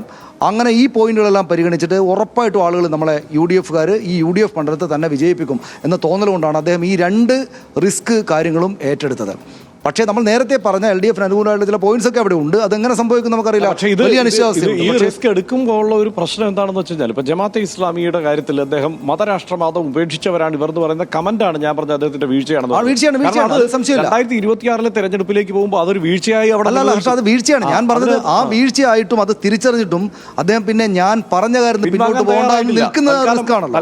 ആ റിസ്കിന് അദ്ദേഹത്തെ പ്രേരിപ്പിക്കുന്നത് ഈ അമിതമായിട്ടുള്ള ആത്മവിശ്വാസം നമ്മൾ പറയുന്ന കാര്യമാണ്. അതായത് ഈ വിജയം എല്ലാ UDFകാരുടെ ആവശ്യമാണ് എന്നതുകൊണ്ടാണ്. ഇനി അതുപോലെ ഇതിനകത്ത് എനിക്കൊരു കാര്യം, ഇതില് ആ വാക്ക് അദ്ദേഹത്തിന്റെ കയ്യിൽ നിന്ന് പോയതാണ്. ആ വാർത്താ സമ്മേളനം ഞാനാണ് പോയത്. അപ്പോൾ ആദ്യം പറയുന്നത് ഒരു സംഘടന തീരുമാനിക്കുന്നു, ഒരു പാർട്ടി തീരുമാനിക്കുന്നു പിന്തുണയ്ക്കാം, അവർ പിന്തുണയ്ക്കട്ടെ എന്നാണ് ആദ്യം പറയുന്നത്. പിന്നീട് അവർക്ക് മതരാഷ്ട്രവാദ നിലപാടല്ലേന്ന് ചോദിക്കുമ്പോൾ ആ നിലപാട് ഇപ്പോൾ ഇല്ലല്ലോ അത് അദ്ദേഹം പെട്ടെന്ന് കയ്യിൽ നിന്ന് മാത്രമല്ല, മാധ്യമങ്ങളുടെ ഈ ചോദ്യങ്ങളോട് അടുത്ത കാലത്തെ തെരഞ്ഞെടുപ്പുകളിൽ UDFിൻ്റെതായിട്ടുള്ള ഏറ്റവും കൂടുതൽ കുടുംബയോഗങ്ങൾ നടന്നൊരു തെരഞ്ഞെടുപ്പ് കൂടിയാണിത്. അതായത് സംഘടനാ തലത്തിൽ LDF സാധാരണ കുടുംബയോഗങ്ങൾ കേന്ദ്രീകരിച്ച് പ്രവർത്തിക്കാറുള്ളത് സ്വാഭാവികമായിട്ടുള്ള കാര്യമാണ്. പഞ്ചായത്ത് കമ്മിറ്റി എന്ന നിലയ്ക്ക് LDF ആയി കഴിഞ്ഞാൽ കുടുംബയോഗങ്ങൾ കേന്ദ്രീകരിച്ചാണ് പ്രധാനമായി അവരുടെ ക്യാമ്പയിൻ നടക്കുക. പക്ഷേ ഇത്തവണ പ്രധാനപ്പെട്ട നേതാക്കളെ എല്ലാം ഇവിടെ ക്യാമ്പ് ചെയ്യിച്ചുകൊണ്ട് അവരെ കുടുംബയോഗങ്ങളിലേക്ക് വിടാനുള്ളൊരു ശ്രമം UDFിന്റെ ഭാഗത്തുനിന്നുണ്ടായി. അത് ചെറിയ കാര്യമല്ല, അതൊരു പുതിയ മാറ്റമാണ്. അതാണ് ഞാൻ പറഞ്ഞത്, ഭരണകക്ഷിയായിട്ട് സ്വയം വിചാരിക്കുന്ന ആളുകൾ എന്ത് പണിയെടുക്കാനും ഇപ്പോൾ തയ്യാറാണ്. അതായത് നേരത്തെ അവർക്ക് അങ്ങനെ സുഖിമാന്മാരായിട്ട് 5 കൊല്ലം കഴിഞ്ഞാൽ കിട്ടുന്ന അവരവരുടെ സ്ഥലം അൻവറിലേക്ക് കൂടി വരണം. പക്ഷേ അത് തവണ ഒറ്റ കാര്യം കൂടെ പറയാം. അതായത് ഇത് ഔട്ട് ഓഫ് ദ ബോക്സ് ആണ്, ഈ വിഷയമായിട്ട് ബന്ധപ്പെട്ടല്ല. ജമാഅത്തെ ഇസ്ലാമിൽ കയ്യിൽ നിന്ന് പോയതാണ് അദ്ദേഹത്തിന്. അതിപ്പം പിന്നിൽ വാർത്താ സമ്മേളനത്തിൽ ഉണ്ടായിരുന്ന ആൾ പറഞ്ഞല്ലോ, 2 ചോദ്യങ്ങൾ ഒന്നിച്ചിങ്ങോട്ട് വന്നാൽ സതീശൻ്റെ ഭാവം മാറിയിട്ട് അദ്ദേഹം ഉദ്ദേശിക്കാത്ത കാര്യങ്ങൾ പുറത്തേക്ക് വരും. അദ്ദേഹത്തിന് മാധ്യമപ്രവർത്തകർ ചോദ്യത്തോട് വലിയ രോഷമാണ്. അദ്ദേഹം അത് കണക്കാക്കുന്നത്, ഞാൻ വിചാരിക്കുന്നത് നമ്മളൊക്കെ റിപ്പോർട്ട് ചെയ്യുന്ന കാലത്ത് പിണറായി വിജയൻ ഇപ്പോൾ മുഖ്യമന്ത്രിയായിരിക്കുന്ന, നാളെ അദ്ദേഹം മുഖ്യമന്ത്രിയാകുമ്പോഴാണെന്നുള്ള വിശേഷം അദ്ദേഹം ഇങ്ങനെയാണ് പത്രങ്ങളോട് പെരുമാറിയിരുന്നത്, മാധ്യമപ്രവർത്തകരോട് പിണറായി വിജയൻ. പക്ഷേ പിണറായി വിജയന് ഒരു കാരണം ഉണ്ടായിരുന്നു എന്നുള്ള കാര്യം VD സതീശൻ ഓർക്കണം. പിണറായി വിജയനെ മാധ്യമങ്ങൾ പിന്നാലെ നടന്ന് അടിക്കുകയായിരുന്നു. അപ്പോൾ അദ്ദേഹത്തിന് ദേഷ്യം കാണിക്കാൻ ഒരു കാരണം ഉണ്ടായിരുന്നു. VD സതീശന് ആ നില കടിയൊന്നും കിട്ടുന്നില്ല. വളരെ സ്നേഹത്തോടെ എല്ലാവരും പരിഗണിക്കുന്നത്. പക്ഷേ മൂപ്പർ ചൂടാകുമ്പോൾ കയ്യിൽ നിന്ന് പോവുകയും ഇതുള്ള വല്ല കാര്യം പറഞ്ഞു പോവുകയും ചെയ്യാണ്. മാധ്യമങ്ങൾ എല്ലാ സമയത്തും VD സതീശൻ, നമുക്കറിയാമല്ലോ VD സതീശൻ ഇപ്പോൾ പഴയ ഒരു 10-15 വർഷം മുമ്പ് 20 വർഷം ഇങ്ങോട്ടുള്ള ആ ഒരു ചരിത്രം എടുത്ത് പരിശോധിച്ചാൽ VD സതീശൻ മാധ്യമങ്ങളുമായി ഏറ്റവും അടുത്ത് പെരുമാറിയിരുന്ന, മാധ്യമങ്ങൾ അങ്ങേയറ്റം പരിഗണിച്ചിരുന്ന നേതാവാണ്. അപ്പോൾ ഇത്രയും അഗ്രഷൻ അദ്ദേഹം മാധ്യമങ്ങളോട് കാണിക്കുന്നുണ്ടോ എന്നുള്ള കാര്യത്തിൽ എനിക്ക് സംശയമുണ്ട്. നമുക്ക് അൻവറിന്റെ കാര്യത്തിലേക്ക് ഗോവിന്ദമാഷ് പറഞ്ഞത് കനകോല് പറഞ്ഞിട്ടാണ് ഇങ്ങനെയൊക്കെ കാണിച്ചാലേ നമുക്ക് ഭരണത്തിലേക്ക് എത്താൻ പറ്റൂ, മുഖ്യമന്ത്രിയാകാൻ പറ്റൂ എന്ന് പറയുന്നതുകൊണ്ടാണ് അൻവറിന്റെ ആരോപണം ശരിവെക്കുക നിങ്ങൾ എല്ലാവരും കൂടെ. കാരണം മുക്കാൽ പിണറായി ആയിട്ടാണ്. അതെ പിണറായിയുടെ മുന്നിൽ അദ്ദേഹത്തിന്റെ പിന്നിൽ പിണറായിയാണ്. കാര്യം പറഞ്ഞത് തീർത്താൽ അൻവറിന്റെ കാര്യത്തിൽ ഒരുപാട് കാര്യങ്ങൾ കണക്കുകൂട്ടുന്നുണ്ട്. ഒന്നാമത് അൻവറിന്റെ മാധ്യമങ്ങളോട് പറയുന്ന കണക്ക് 75,000 വോട്ട് മിനിമം തനിക്ക് കിട്ടും എന്നുള്ളതാണ്. അതിൽ 35 മുതൽ 40% വോട്ട് LDFിൻ്റെതായിരിക്കും, 25 മുതൽ 30% വോട്ട് UDFിൻ്റെതായിരിക്കും എന്നുള്ളതാണ് അവരുടെ കണക്കുകൂട്ടൽ. ഈ കണക്കുകൂട്ടൽ മാധ്യമങ്ങളോട് പറയുന്ന ഒരു കണക്കാണ്. അതിന് മുകളിലേക്കായിരിക്കും തങ്ങൾക്ക് കിട്ടുമെന്നാണ് അൻവർ പറയുന്നത്. പക്ഷേ യഥാർത്ഥത്തിൽ നമ്മൾ വളരെ ക്ലോസ് ആയിട്ട് മനസ്സിലാക്കിയാൽ അൻവർ പ്രതീക്ഷിക്കുന്നത് ഒരു 20,000-ന് മുകളിലുള്ള വോട്ടാണ്. അത് കിട്ടിയാൽ തന്നെ അൻവർ തോറ്റു എന്ന് പറയാൻ കഴിയുന്ന സാഹചര്യമില്ല. ഒറ്റയ്ക്ക് ഫൈറ്റ് ചെയ്ത് ഇത്രയും വോട്ട് സ്വീകരിച്ചു, തോറ്റു എന്ന് പറയാനുള്ള സാഹചര്യം ഇല്ല.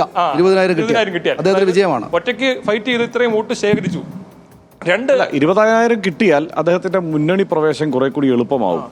അതുകൊണ്ടാണ് ഞാൻ പറഞ്ഞത് സാധ്യത അടയുന്നില്ല എന്നുള്ളതാണ് അതിന്റെ അർത്ഥം. രണ്ടാമത്തെ കാര്യം വളരെ പ്രധാനപ്പെട്ടതാണ്. ഇപ്പൊ സ്വരാജ് ജയിക്കുകയും ഈ അൻവറിനും ആര്യടൻ ഷൗക്കത്തിനോട് കൂട്ടുന്ന വോട്ട് സ്വരാജിനേക്കാൾ കൂടുതലാണെന്ന് കരുതുക.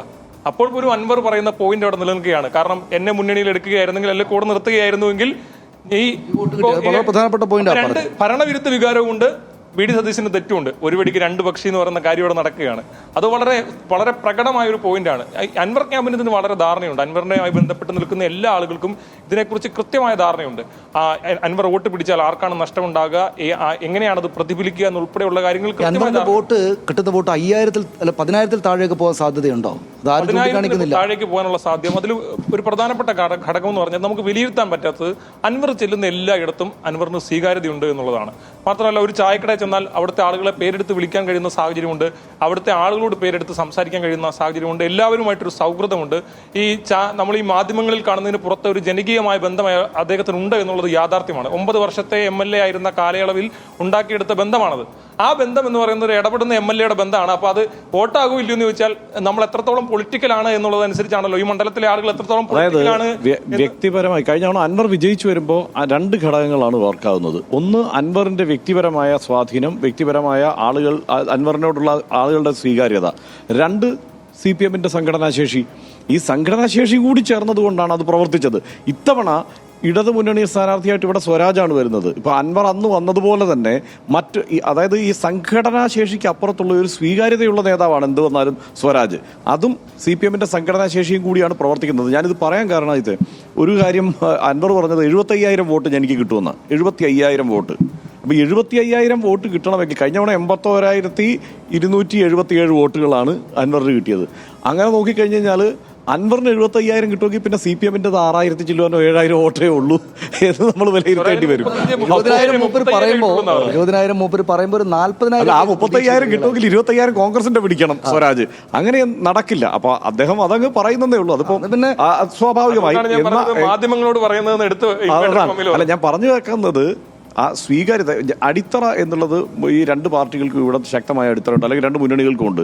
അതിനപ്പുറത്ത് ഈ സംഘടനാശേഷിക്ക് അപ്പുറത്തുള്ള സ്വീകാര്യത കൂടി വരുമ്പോൾ അത് ആ സ്ഥാനാർത്ഥിക്ക് ഗുണകരമാവും. അൻവർ ഫാക്ടർ ചിലപ്പോൾ ഈ പറഞ്ഞതുപോലെ ഇത് 20,000 വോട്ടെന്ന് പറഞ്ഞുകൊണ്ടാണ് 20,000 വോട്ട് പിടിക്കുന്ന സാഹചര്യം ഉണ്ടായാൽ LDF ജയിക്കും.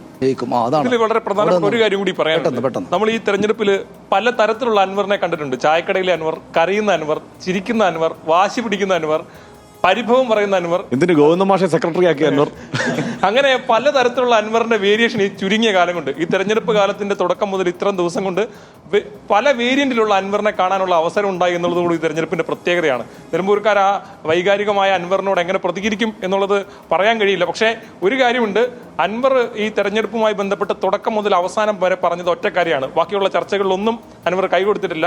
അത് വന്യജീവി പ്രശ്നമാണ്, 2 പിണറായിസമാണ്, 3 VD സതീശനാണ്. ഈ 3 കാര്യങ്ങൾ അതായത് ഈ ചുരുങ്ങിയ വോട്ടുകൾക്ക്, അതായത് നിസ്സാര വോട്ടുകൾക്ക് ഷൗക്കത്ത് ജയിച്ചാൽ പോലും ഒരു സാധ്യത മുന്നണി പ്രവേശനത്തിന് അല്ലെങ്കിൽ അസോസിയേറ്റ് അംഗമാവാൻ ചർച്ചയ്ക്കുള്ളൊരു സാധ്യത ഉണ്ട് എന്നാണ് അൻവർ പ്രതീക്ഷിക്കുന്നതാണ് എനിക്ക് മനസ്സിലാവുന്നത്. അൻവർ, നമുക്ക് അവസാനിപ്പിക്കാം, അൻവർ വളരെ ഔട്ട് ഓഫ് ദ ബോക്സ് രാഷ്ട്രീയക്കാരനായിട്ട് കേരളത്തിൽ സമീപകാല ചരിത്രത്തൊന്നും അങ്ങനെ ഒരാളില്ല. അതായത് അവിടെ വളരെ ശക്തമായിട്ട് നിൽക്കുമ്പോൾ തന്നെ ഉടക്കി ഇങ്ങോട്ട് പോരുക, ഇയാൾ തീർന്നു എന്ന് തോന്നുന്ന സമയത്ത് വീണ്ടും വീണ്ടും പൊങ്ങി വരികയാണ്.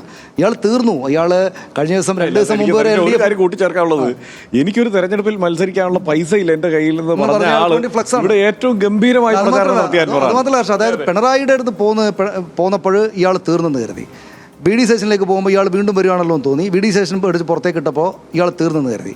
ഇലക്ഷനിൽ മത്സരിക്കാൻ പോകുകയാണെന്ന് കേട്ടപ്പോൾ കഴിഞ്ഞു അയാൾ എന്ന് കരുതി. പക്ഷേ ഇലക്ഷനിൽ റാലി വന്നതോട് കൂടിയിട്ട് വീണ്ടും അൻവർ കേന്ദ്രത്തിലായി. അപ്പോൾ ഞാൻ പറഞ്ഞ നിരന്തരമായിട്ട് പ്രവർത്തിക്കുന്ന, യാതൊരു ക്ഷീണവും ഇല്ലാതെ കഠിനാധ്വാനിയായിട്ട് പണിയെടുക്കുന്ന, എന്നാൽ കേരളത്തിൽ ഒരിക്കലും ഇല്ലാത്ത വിധം ഈ 2 മുന്നണിക്കകത്തോടും 2 പേരോടും ശത്രുത അതിശക്തമായിട്ട് നേരിട്ട് കൊണ്ടിരിക്കുന്ന ഒരു നേതാവ് സത്യത്തിൽ നമ്മുടെ ഓർത്തു നോക്കുക ആരുമില്ല, ഒരാളും ഇതിനു മുമ്പില്ല. കാര്യം പറഞ്ഞാലേ 100 പേരുടെ പണിയാണ് ഒരു ദിവസം എടുക്കുന്നതെന്ന് അൻവർ എന്ന് പറഞ്ഞത്. 100 പേരുടെ പണി. അത് പോസ്റ്റർ നോക്കുന്നത് മുതൽ, എല്ലാ കാര്യങ്ങളും കോർഡിനേറ്റ് ചെയ്യുന്നത് മുതൽ, കാശ് കൊടുക്കുന്നത് മുതൽ, തെരഞ്ഞെടുപ്പ് പ്രചരണത്തിൽ ഇറങ്ങുന്നത് വരെ, വീട് കയറുന്നത് വരെ എല്ലാ കാര്യങ്ങളും ചെയ്യുന്ന ഒരു സ്ഥാനാർത്ഥി. ഒരു കാര്യം കൂടെ പറയാം, അൻവറിന്റെ കൂടെ വന്ന ആളുകളുണ്ടല്ലോ, അൻവറിന്റെ നേതാക്കൾ, അതായത് അൻവറിന്റെ സംവിധാനത്തിലെ നേതാക്കളായി ഒപ്പം വന്ന ആളുകളെല്ലാം സാധാരണക്കാരാണ്. അത് അൻവറിന് നമ്മൾ നേരത്തെ പറഞ്ഞല്ലോ, ഓട്ടോക്കാരും വെട്ടിപ്പുറ തൊഴിലാളികളും ഒക്കെ ആയിട്ടുള്ള ആളുകളോട് നമ്മൾ സംസാരിക്കുമ്പോൾ അവരാണ് അൻവറിനോടൊരു മമത കാണിക്കുന്നത്.